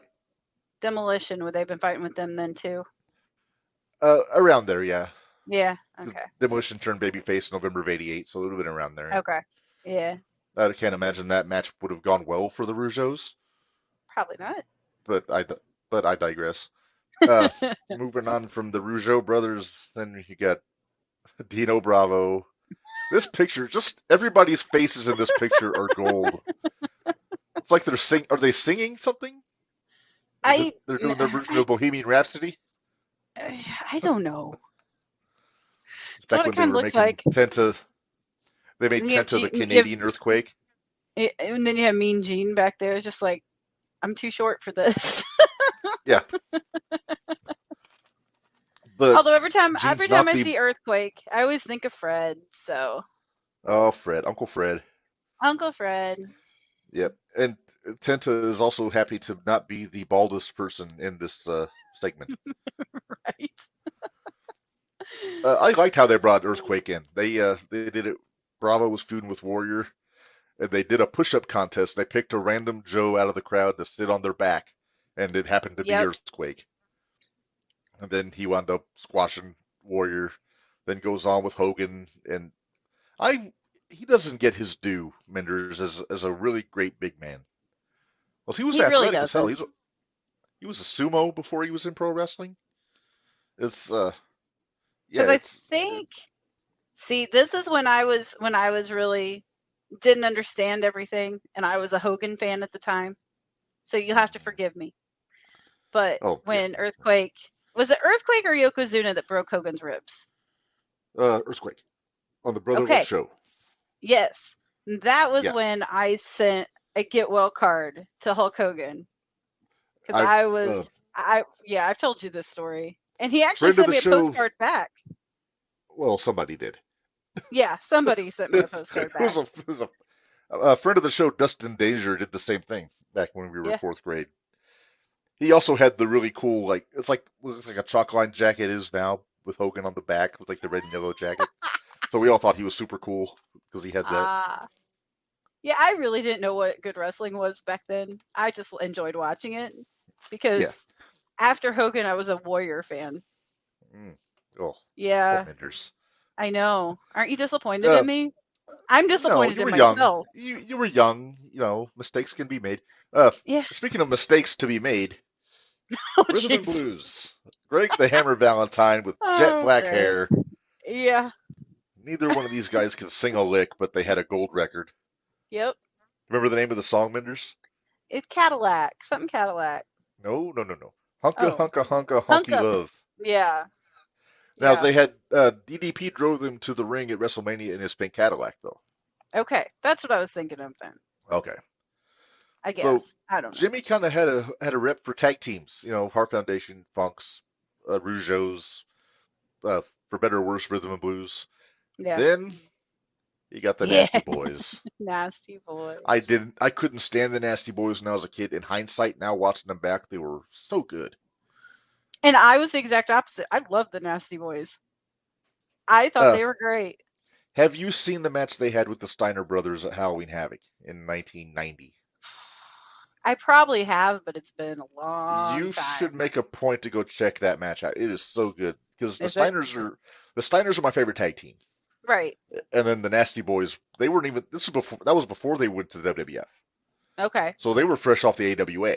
They were real fresh then. They Yeah. were real fresh. Well, as fresh as two Nasty Boys can be. Well, yeah. See, the armpit spot was my favorite spot. So you Oh, got the like pit stop. the pit stop. I love the pit stop. You know my favorite thing about the Nasty Boys with Jimmy Hart? Huh. The helmet. One I thought you were motorcycle gonna say. helmet. I thought you were gonna say the mullets. Well, the mullets go without saying. But Exactly. the just Jimmy wearing a motorcycle helmet with his suit. I And of loved course all the the helmet suits would be then with all the skulls and crossbones and yeah, yeah. Of course Jimmy would use the helmet as a weapon. of course. And He wouldn't be a good manager if he didn't. this is true. He's resourceful. Exactly. But Look at me sticking up for the heels, and tomorrow night it'll be a totally different tune. yeah, right. All right. So we talked about the fabulous Rougeau brothers, Minderz, but a couple years after Raymond retired, we got the Oh, the Mountie. Mountie. He always gets his man, Minderz. Yep, he does. And responsible. I'm not a big fan of like backstage comedy skits on wrestling shows. Hmm. The jailhouse match with the Big Boss Man at SummerSlam '91 and the aftermath when they took him downtown is comedy gold. It was. I remember that match. Oh my Yeah. god. The match Yeah, was yeah. kind of the shits, but the Well, comedy yeah, but afterwards was afterwards was fine. yeah. Yeah. You Oh, the Mountie. the Mountie. This is the second episode in a row we mentioned the Mountie because I mentioned when I sent the question in to Bruce about if he Yeah. ever rode a horse. Uh, What? Minderz, you mentioned Uncle Fred. Mm-hmm. There he Natural is. disasters. Ugh. Were you I lo- shocked that I put that picture up? no, I look the natural disasters. Even when they were heels, I still liked them. Oh yeah, the match they had with the Bushwhackers at SummerSlam when the Bushwhackers had Andre with them. Yeah. I liked their run as a babyface team also. The match with the Beverly Brothers at SummerSlam at Wembley was good. They were good as faces and heels. And Yes, there's not very there's not very many of them that that's really hard to could pull do that. off. Yeah. A monster team is a hard thing to do. What the heck does this mean? You want to figure here's a. Are you quoting Shank Bari? He might be, except then it's Marvin's finger. Right, right. Uh, we love Marvin. But yeah, so he guides another tag team, and this is actually an interesting thing because he had three tag teams that were all like top contenders for the tag team championships at the same time. So he had the Nasty Boys, had the Natural Disasters, and then he had Money Inc. Money Inc. And Jimmy wound up double crossing the Natural Disasters for Money Inc. Yep. But I love these belts too. These are the belts where the text was black instead of red on World. Ah. Like as an example, and I know I'm getting kind of into Gold Rush territory. My cheap knockoff tag title. You see where it says World in red? Uh-huh. It was actually on that belt. It was black instead of Black. red, and it looked really cool. Yeah. And that's I need to find that belt eventually. Put this back on its pedestal. And I got like four of these. I need to get one to Bari. He's All got right. all his belts too. Yeah, right. Someday I'll have more. There's others that I want to get. Uh, so after Money Inc., Jimmy turns babyface for the first time I think ever. I don't think he was Yeah. ever a babyface in Memphis either. And there we go. He's managing the Hulkster. This is probably when I was like, wait, what? I this was around the time I had stopped watching WWF just because I never had time. So Yeah. and we didn't have cable, so I didn't watch like Raw or anything like that. So I just heard things very secondhand. When Mm-hmm. Hogan debuted in WCW, Jimmy was his manager still. Yeah. I knew And I that. didn't know Jimmy was his like actual manager, like his legit Ah. like handling his business affairs. But when he shows up with Jimmy Hart, like, what is Jimmy Hart doing with Hulk Hogan? Because I was out of the loop for so long. Yep. But all would be right in the world, Minderz, in October of 1995. There we go. This was after his second title run, like when the Giant beat Ric Flair for the title, not the Yeti humping freak show that was Halloween Havoc 95. But yeah, he joined the Dungeon of Doom. He became the Giant's handler. But the Giant wasn't the only one because he also had, speaking of tag teams, the Faces of Yeah. Fear, Ming and the Barbarian, who might be the Mm-hmm. toughest tag team ever created. And All of you need. course, There you go. Kevin Sullivan and Jackie. Jackie scared the hell out of me when she was in WCW because she was beating up all the guys, and that Yep. was kind of unheard of because that was I think right before China had debuted in WWE. Yeah, I'm pretty sure it was. Miss Texas. Yep.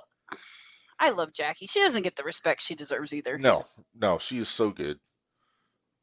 She beat Chavo Guerrero Sr. No, she beat Chavo Jr. for the Cruiserweight Championship. There you go. Yeah. So nice to have Jimmy in this. I'm glad Jimmy's in the Hall of Fame. Yes, well deserved. And like I said, we met him a month ago. Could not have been a nicer guy. Still wearing the suits. Like he dresses the part when he makes public appearances. Like I appreciate that. Yeah. There's so much I appreciate about he's keeping the business.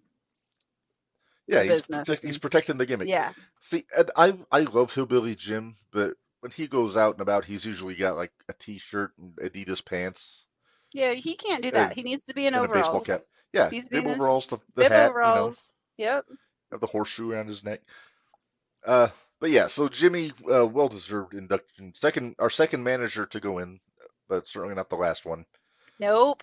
And yeah, I just could not be happen to a better fella. So I think, let me see. Oh, There you go. That's how Jimmy stays the way he is. Jimmy Hart eats a can of beans and a baked potato every day. is that true? I don't know. Barry I said don't it know. was, so it must be. If Bari says it must be true. Yeah, it has to be true. All right, Minders, we have just a couple more orders of business. We're actually going to go a little long today, which isn't a bad thing. No. Uh, uh, but it is Tuesday. Bari clarified it is true. So Yes. now I'm curious, what kind of beans? Baked beans, green beans, pinto beans? Maybe it's any kind of beans, just because if he has to eat a can of beans, you'd want some variety. Oh, you would think so, yeah. Yeah. Can we All get to right, the top 10? let's get into the top 10.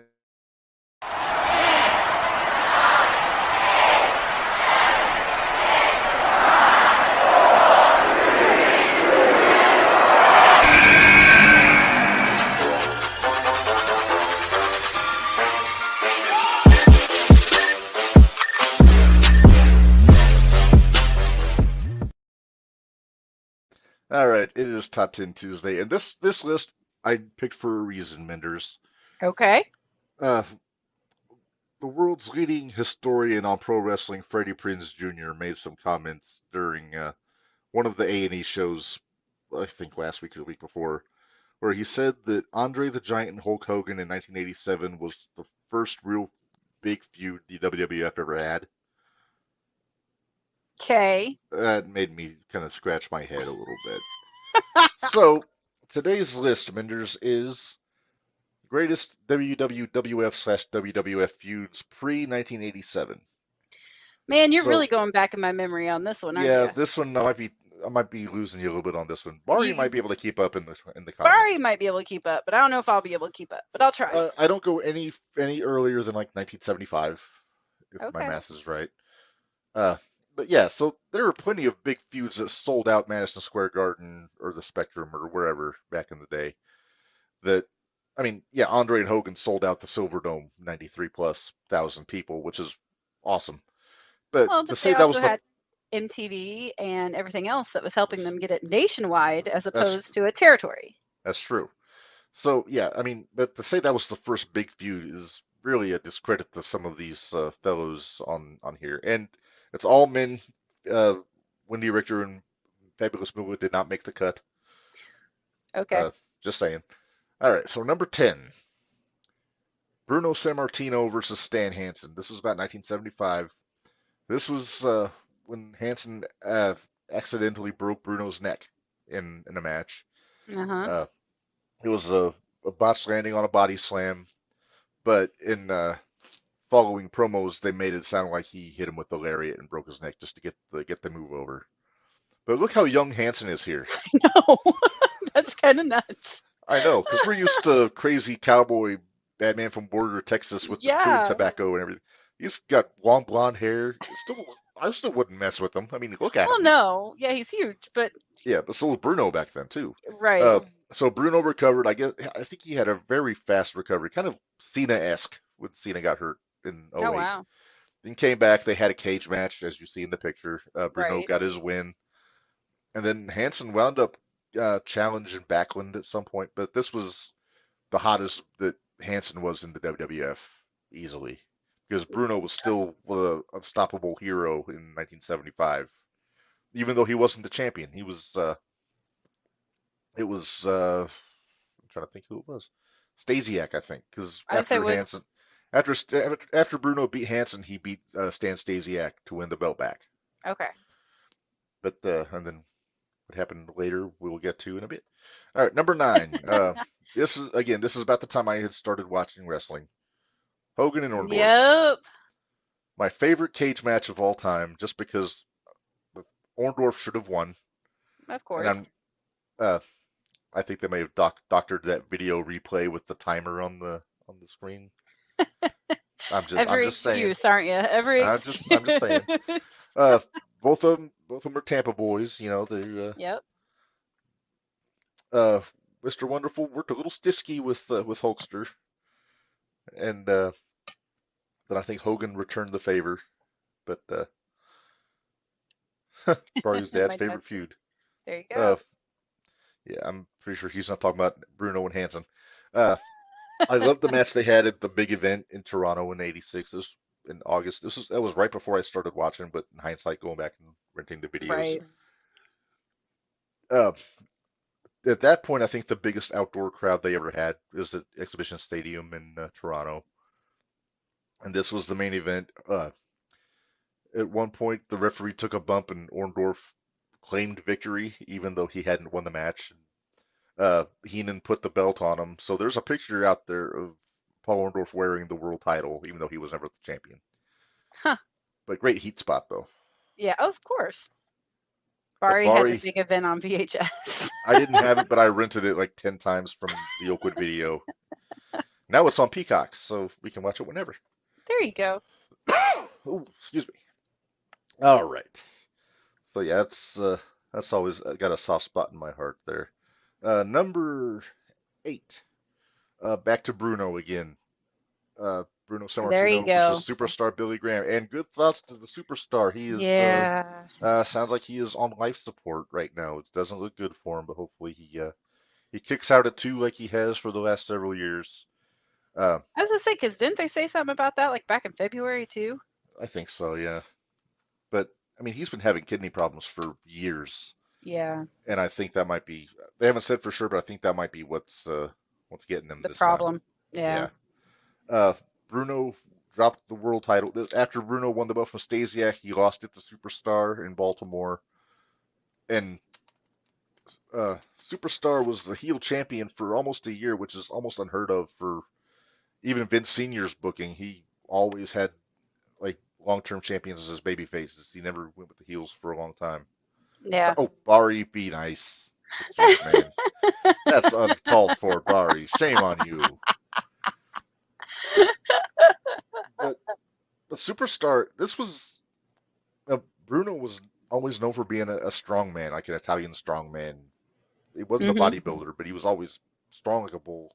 Right. So this was one of the first times he was really like matched up with somebody that could match him for strength with Superstar, because he had the 22-inch arms and he was massive. You know, worked out with Arnold and all those guys.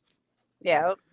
And then he wound up, like I said, he won the belt, dropped it to Backlund about, I want to say 7, 8 months later, I want to say. But they went around, I think they sold out the Garden a few times, these two guys, which was really cool. Like, I've gone back and watched some of those matches, and it gets a little crazy. At one point, I think Bruno like had him like busted Billy up in the face, you know. Yeah. But yeah, that was one of the biggest feuds in the late '70s in wrestling altogether, not just. I would say WWF. wrestling, period. Yeah. All right. One of my favorites comes in at number 7, to the point I actually watched the match in this picture today on YouTube when I got home. Greg Valentine versus Tito Santana. Yeah, you love Tito. I love Tito. I always say he was my first favorite wrestler. Yeah, this was when Valentine and he were trading the Intercontinental title back and forth. Valentine was just a ground and pound kind of guy, even though he's standing on the ropes there. But he was, that was no all the higher fancy. he usually got on the ropes. Yeah, he never went to the top rope. He the never middle went rope to was the top. plenty. Yep. But he was one of those guys just rather knock the piss out of you than do anything fancy. Hoss fight. It wasn't really a Hoss fight. Tito wasn't really a Hoss. Well, Tito wasn't, but Greg was. Greg was. Tito was awesome. Tito could brawl a little bit, but he was also very quick. Tito was the quote unquote flippy guy, in my opinion, back then. Quote unquote. He was, I guess, considered a high flyer. Although, actually, in hindsight, I don't think I ever saw him go to the top rope. Yeah, but he was considered one of the more agile. He was the agile guy. He was the guy doing the drop kicks and the head scissors. Here's a belt question. That's up to you, Mark. Bari, not only that, he destroyed the green belt in the cage after this match in the picture. And then that's when they debuted the Brasso belt afterwards, which is the classic design, but when Macho Man got it, he tried to polish it with Brasso and really dulled the shine on it, made it look like shit.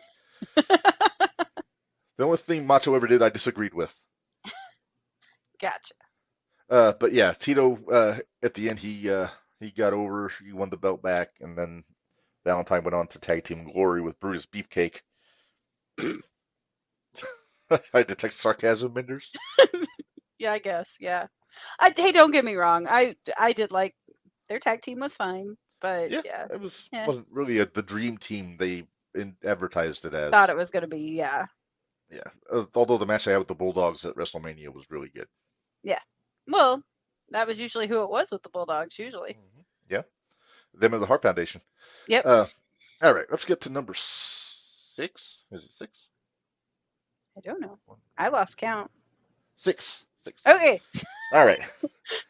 Back to Superstar Billy Graham. This one, so good. Dusty Rhodes. Nah. Just Hey, 3 hey, matches. about any feud Dusty was in was good though. That's true. But this was Dusty. He wasn't a regular in New York, but they brought him up to do this 3-match series with the Superstar. The first one was the count out where the picture came from that Cody talks about, where he's holding the belt up.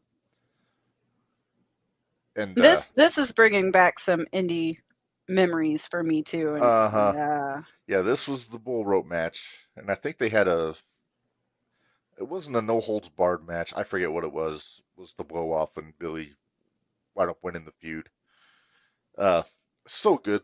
These guys trading promos back and forth. It was worth the price of admission itself, from what I've right? seen on video. Two of the best promo workers ever. Yeah, and influenced each other, I think, because Yeah. they had a lot of similar rap between the two of them. But Dusty got over for just a few months, and then wound up going back to Florida and beating Harley for the world title. Yep. And then Carolinas, and the rest is history. So Yeah. but that one, it was fun just for Dusty getting over in a whole new area. Right. Number 5. This one I did not see when it happened, but my brother would tell me all about it. And it was almost like folklore to me when this happened. Superfly and the Hot Rod, Yes. the coconut The heard round the coconut. world. Yep. Uh, it got to like I watched the Piper's Pit several times, like later on home, like when they would put videos out about Piper or about whoever.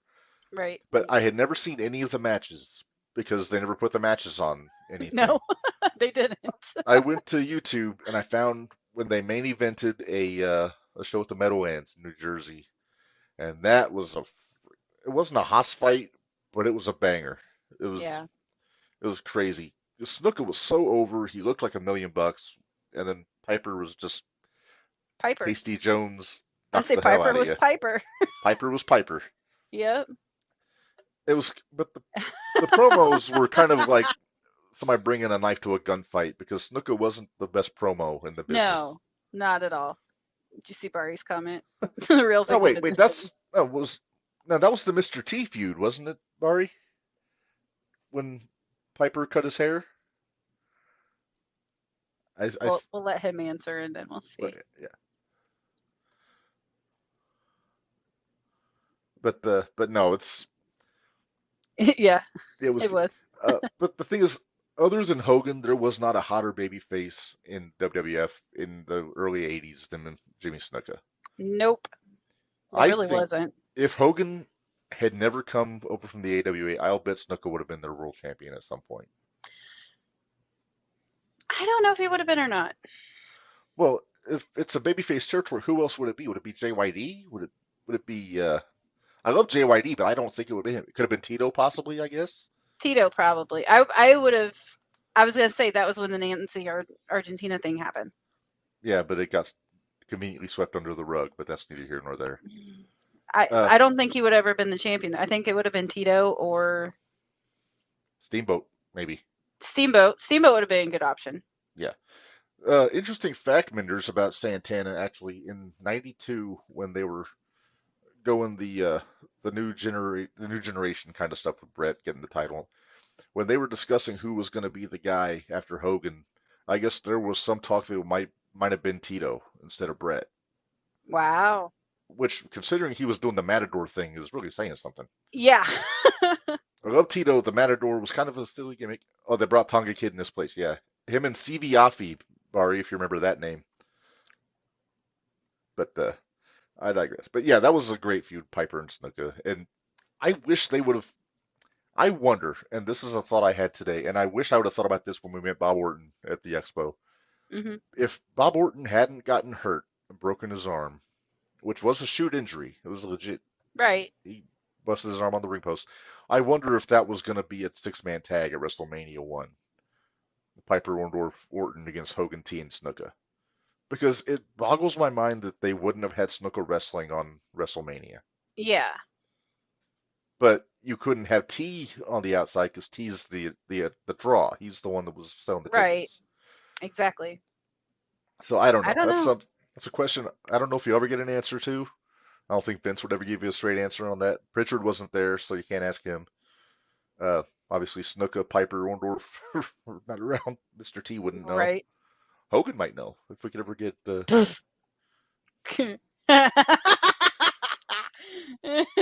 Yeah, Piper, T, Hogan, and Orton are the only ones still alive from that match because even Pat Patterson is gone. He was the referee. Yeah. But anyway, yeah, that's something I always wondered. Let's see. I think we're to number 3, Minderz. Classic. Bruno Or 4. Sammartino versus Larry Zbyszko. It's 4. That's 4. Hey, number 4. Bruno Sammartino versus Larry I was Zbyszko. saying, I thought the last one was 5. That's fine. I lost count. Problem is, the thumbnail I got for number 1 is so faint that I lose it. It's there, but I keep focusing more on number 2. Yeah. Which is also my bathroom strategy. God. My wife is sitting outside in her deck chair, rolling her eyes at me on the headphones. I'm sure. But no, Bruno and Zbyszko, maybe the best heel turn in the 80s in WWF, because Zbyszko was Sammartino's protege. They were both from Pittsburgh. Yeah. And he was the white meat baby face, and then finally one night he just lost it and just beat the piss out of Sammartino with a chair. The crowd hated him. They wanted to kill him, and they wound up doing this cage match at Shea Stadium.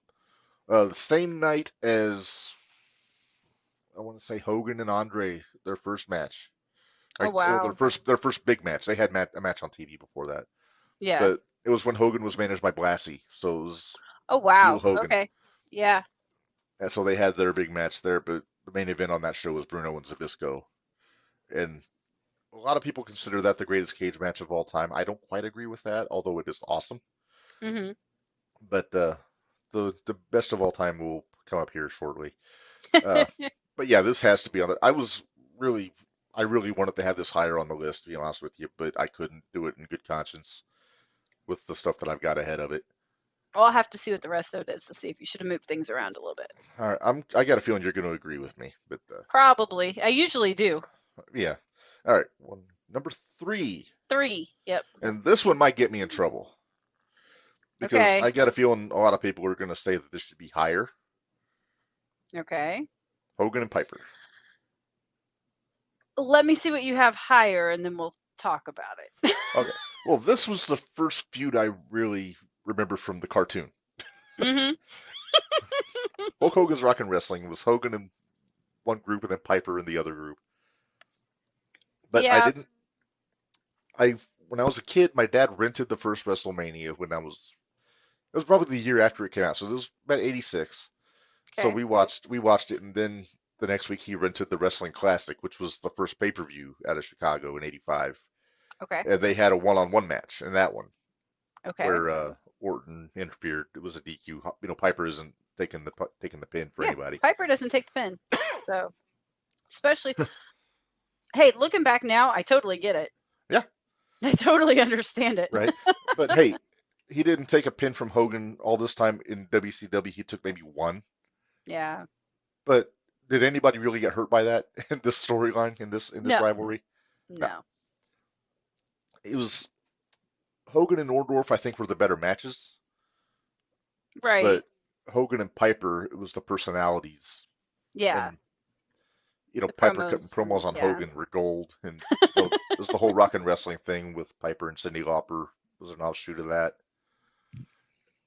And if it was me, and I told Gary this like several years ago, I don't know if you know this, Minderz, I tend to fantasy books sometimes. No, not Yeah, you. believe it or not. Sometimes I put my Really? booking hat on. I would have. Here's what I would have done. I would have scrapped, and this is assuming Mr. T is not available. So Okay. there's no tag match at WrestleMania in the main event. Okay. War to settle the score happened about a month before at the Garden. It was the one where they went 1-on-1 for the title. I would have had Piper beat Hogan at the War to settle the score, win the World Championship, and then Hogan wins it back at WrestleMania to get the big pop on the big pay-per-view. Yeah. Because Piper I wouldn't need it for a long time. no. That would. I kind of like that idea better, Yeah. honestly. And then Hogan wouldn't have the 4 year long nonstop run. It would have been broken up a little bit. Yeah.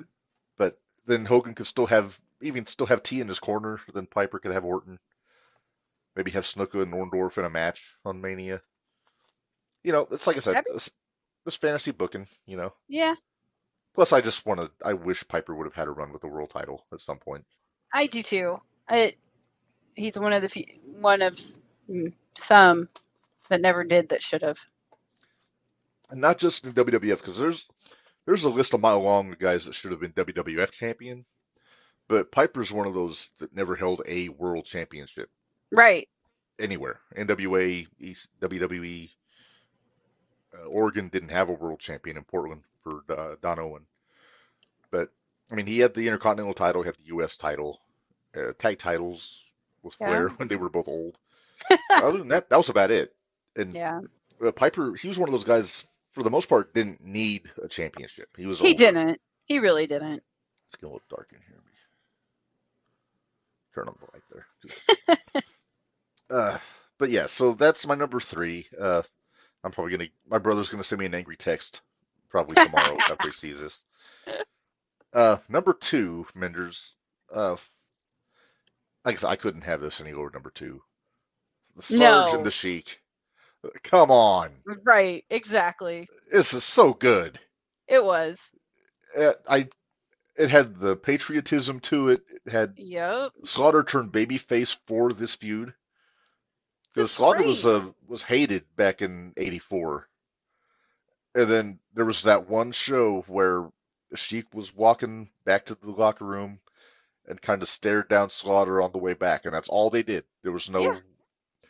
But then Slaughter went to the ring, did the Pledge of Allegiance, got over in a heartbeat, and then off to the races, as they say. Yep, I remember bits and pieces of this one. Yeah. Did you see the boot camp match? Again, it's been forever since I've seen these. It's basically a lights out match, no DQ, all that stuff, but they just bloodied each other up, beat the hell out of each other. It's a lot like the match that Slaughter had with Pat Patterson, the alley fight. Years before that. Okay. But the difference is that Sheik had the curly toes on his boots, and it was the loaded ups. Boots. The loaded boot. Sheik I think Slaughter, if I remember, I haven't watched this match in years. He either loaded up his own boot the same way, or I know he took the boot off of the Sheik. Yeah, I remember. Because I remember taking off, then he went and he pounded it up against the turnbuckle to load it up, and then he just reared back and hit him with it. Just good stuff. And good stuff. Yeah. And then, of course, it carried over to the gimmick battle royal, WrestleMania 17. Yep. The Iron Sheik won the battle royal because he couldn't take a bump. Nope. And then Sarge gave him the gentlest Cobra clutch in the history of Cobra clutches. It was so bad. It was so bad. It was great. But I love it. Because, I mean, we love the Sheik's in the Hall of Fame. He's in the JTR Hall of Fame. I'm sure Sarge will get there eventually. Yeah. I love the Sheik. My favorite, with the exception of Jim Ross and Bob Uecker, my favorite Hall of Fame induction speech was the Iron Sheik. Could you understand a word he said? A few. But it was the enthusiasm. I like to think I learned Iranian watching that Ah, speech. By that I mean the accent. right, I could right, decipher right, the accent because he wasn't speaking actual Arabic, but right. neither here nor there. But man, I mean, come on. Uh, Especially in the '80s, this was right up there with, and I had to put it over Hogan and Piper just for the honestly for the blood, I, for the uh, it was a blood right. feud. Well, Piper and and Hogan didn't have a blood feud. then to think that later they ended up teaming up together. Oh, Colonel Mustafa, yes, Yep, they had that wacky General Adnan. yep. To think that that feud brought that. Uh-huh. That was kind of Sheik's last hurrah though before he It retired. was. Yeah, it was. Not to be forgotten, the Heroes of Wrestling pay-per-view. No. Oh, that's Please been tell a me, minute since I've seen that. I'll say, please tell me you've seen that pay-per-view. I have, but it's It is, been. it is the worst abomination of a wrestling show I think I've ever seen. Tony Schiavone and Conrad actually did an episode where they did a watch along of it. I haven't listened to it yet on Tony's podcast. Really. I'm anxiously awaiting hearing their thoughts on this because it was a train. Calling it a train wreck is an insult to train wrecks. It was just bad. I mean, we did a top 10 worst pay-per-views of all time. That one won by a Would be right up landslide there. Yeah, I was last gonna year. say. Yeah. I could Yeah, see that. right up there with Starcade '97. Oh. Yeah. Okay. All right, Okay. so we are to our number one Minders. Number one. Yeah, and I kind of discussed this a little bit earlier when I was talking about the Magnificent Morocco. Gotta be There you Snooker go. Morocco. Greatest blow off to a feud was that cage match. I love the fact that Snuka never won the title in that feud because Morocco was the IC champion at the time. Wasn't And that the one? Isn't this the match that Mick Foley saw? yeah, They got Mick him in. Foley, Yeah. Bubba Ray Dudley, Tommy Dreamer, Little Guido, they were all there. Yeah. And but yeah, it was IC title match. Morocco won because Snuka headbutted him and Morocco went out through the door, Yeah. which was brilliant. I miss those type of cage matches, So honestly. do I. Uh, there's I mean, I know they bled in the match on Wednesday, but it wasn't the same. No. It's these cage matches. You thought that they were trying to kill each other. Yeah, that's what, in my opinion, that's what today's wrestling is missing out on. Yeah, and it's not even the blood. It's just the No. attitude. Yeah, exactly. It's not a, all right, everybody get in the ring. This is what we're doing. It's We're doing no, I moves, really want to kill you, right? so I'm going to kill you now. And like I said, I was talking about that promo that Morocco cut. That was the start of the feud because during his promo, Snuka had come out for his match and kind of interrupted him. Oh, So okay. Morocco gets up, goes to the ring, spits on him, yells at him, and then Snuka did a running, I guess it was a suicide dive over the top rope, which was unheard of in Whew. 1983. Like running start, didn't touch the ropes, just soared over the top rope onto Morocco, ripped his suit off. Morocco got a hold of the microphone, busted him open. It was fantastic business, and that was the start of the feud. That wasn't even built. It didn't build to that. That's the crazy part. That was the start. They started to paraphrase Sami Zayn last night. They started on 10 Yeah, from that feud. and had to go to 20. Yeah, Yeah. and 20 is Snuka jumping off the top of a 15-foot high steel cage after the match is already over. Yeah, I'm having flashbacks of War Games. War Games. Go back and listen to the 0-1 Shootout War Games recap to hear what we're talking about. Listen to all of it. It's a good Oh listen. yeah, it is with the interviews. Once we got the interviews playing right on the tape replay. I got yelled at and I got told I suck, but that's beside the point. Oh, everybody has their opinions, Minderz. No, well, the person that told me that has a reason, so it's okay. All right. Well, Minderz, let's say we pay some bills before we get going. Let's do Uh, that. all right. ProWrestlingTees.com/JTRPod for all your t-shirt needs from Jumping the Rail podcast. Also for the 0-1 Shootout and the podcast network all around.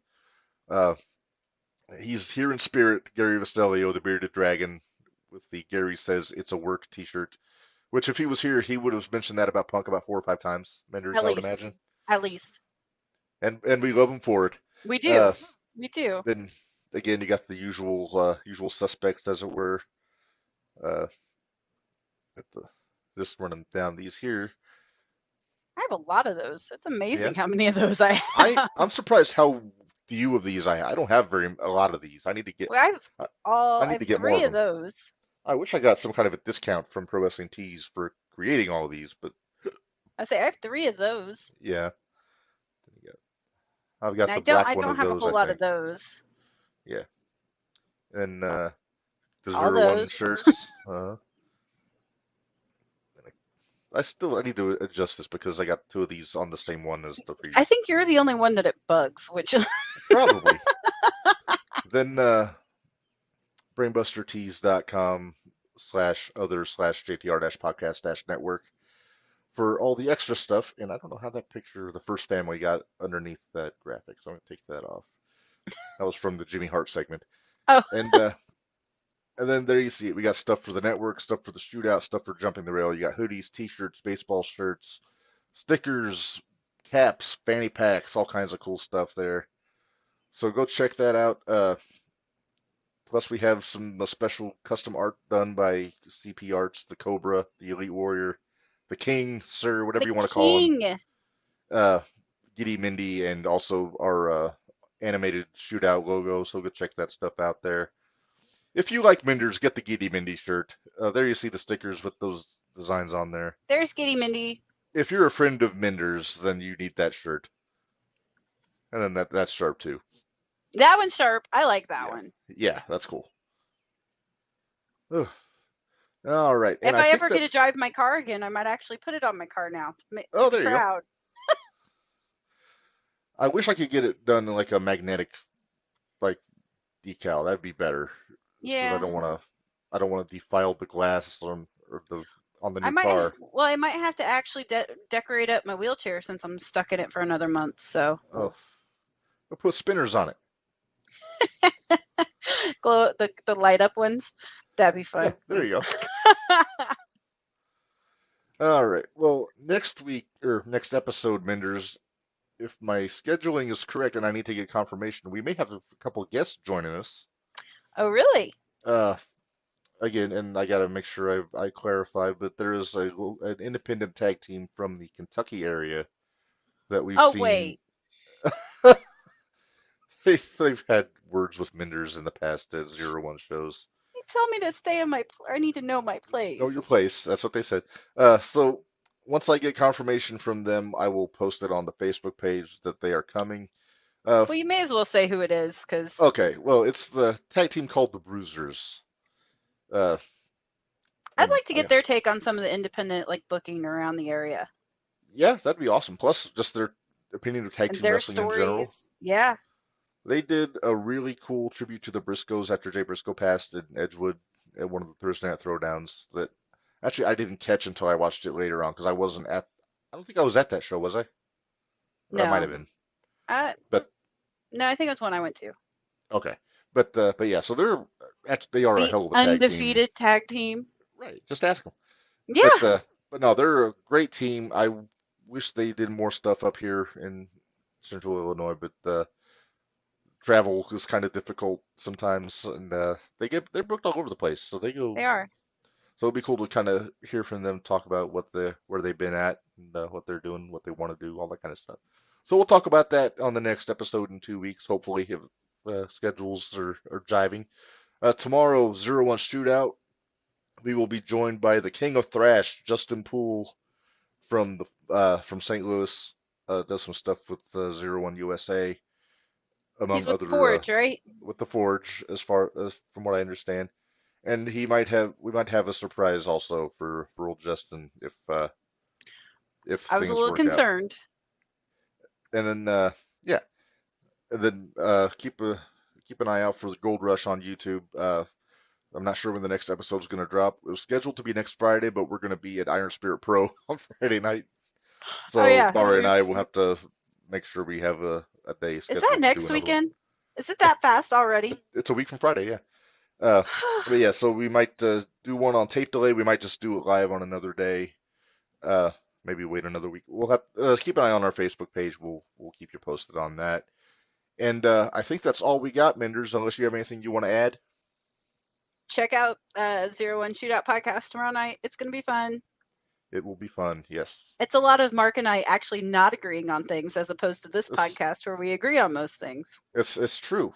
We have opinions on certain people that it gets a little heated sometimes. But yeah, Sometimes. definitely check it out. It's fun. It's a cool introduction if you don't know Zero One USA. You kind of get an idea what's going on, and then yeah, it's maybe that'll lead you to go to YouTube, check it out, maybe get the Patreon. My producer is giving me the cue, Minderz, that it's time to say goodbye. I Sounds have like a a plan, Noodles. I'm with you. All right. Well, for Minderz, for the absent Gary Vasilio, this is Reb. Run you all. Life is hard, work stiff. We will see you in 2 weeks.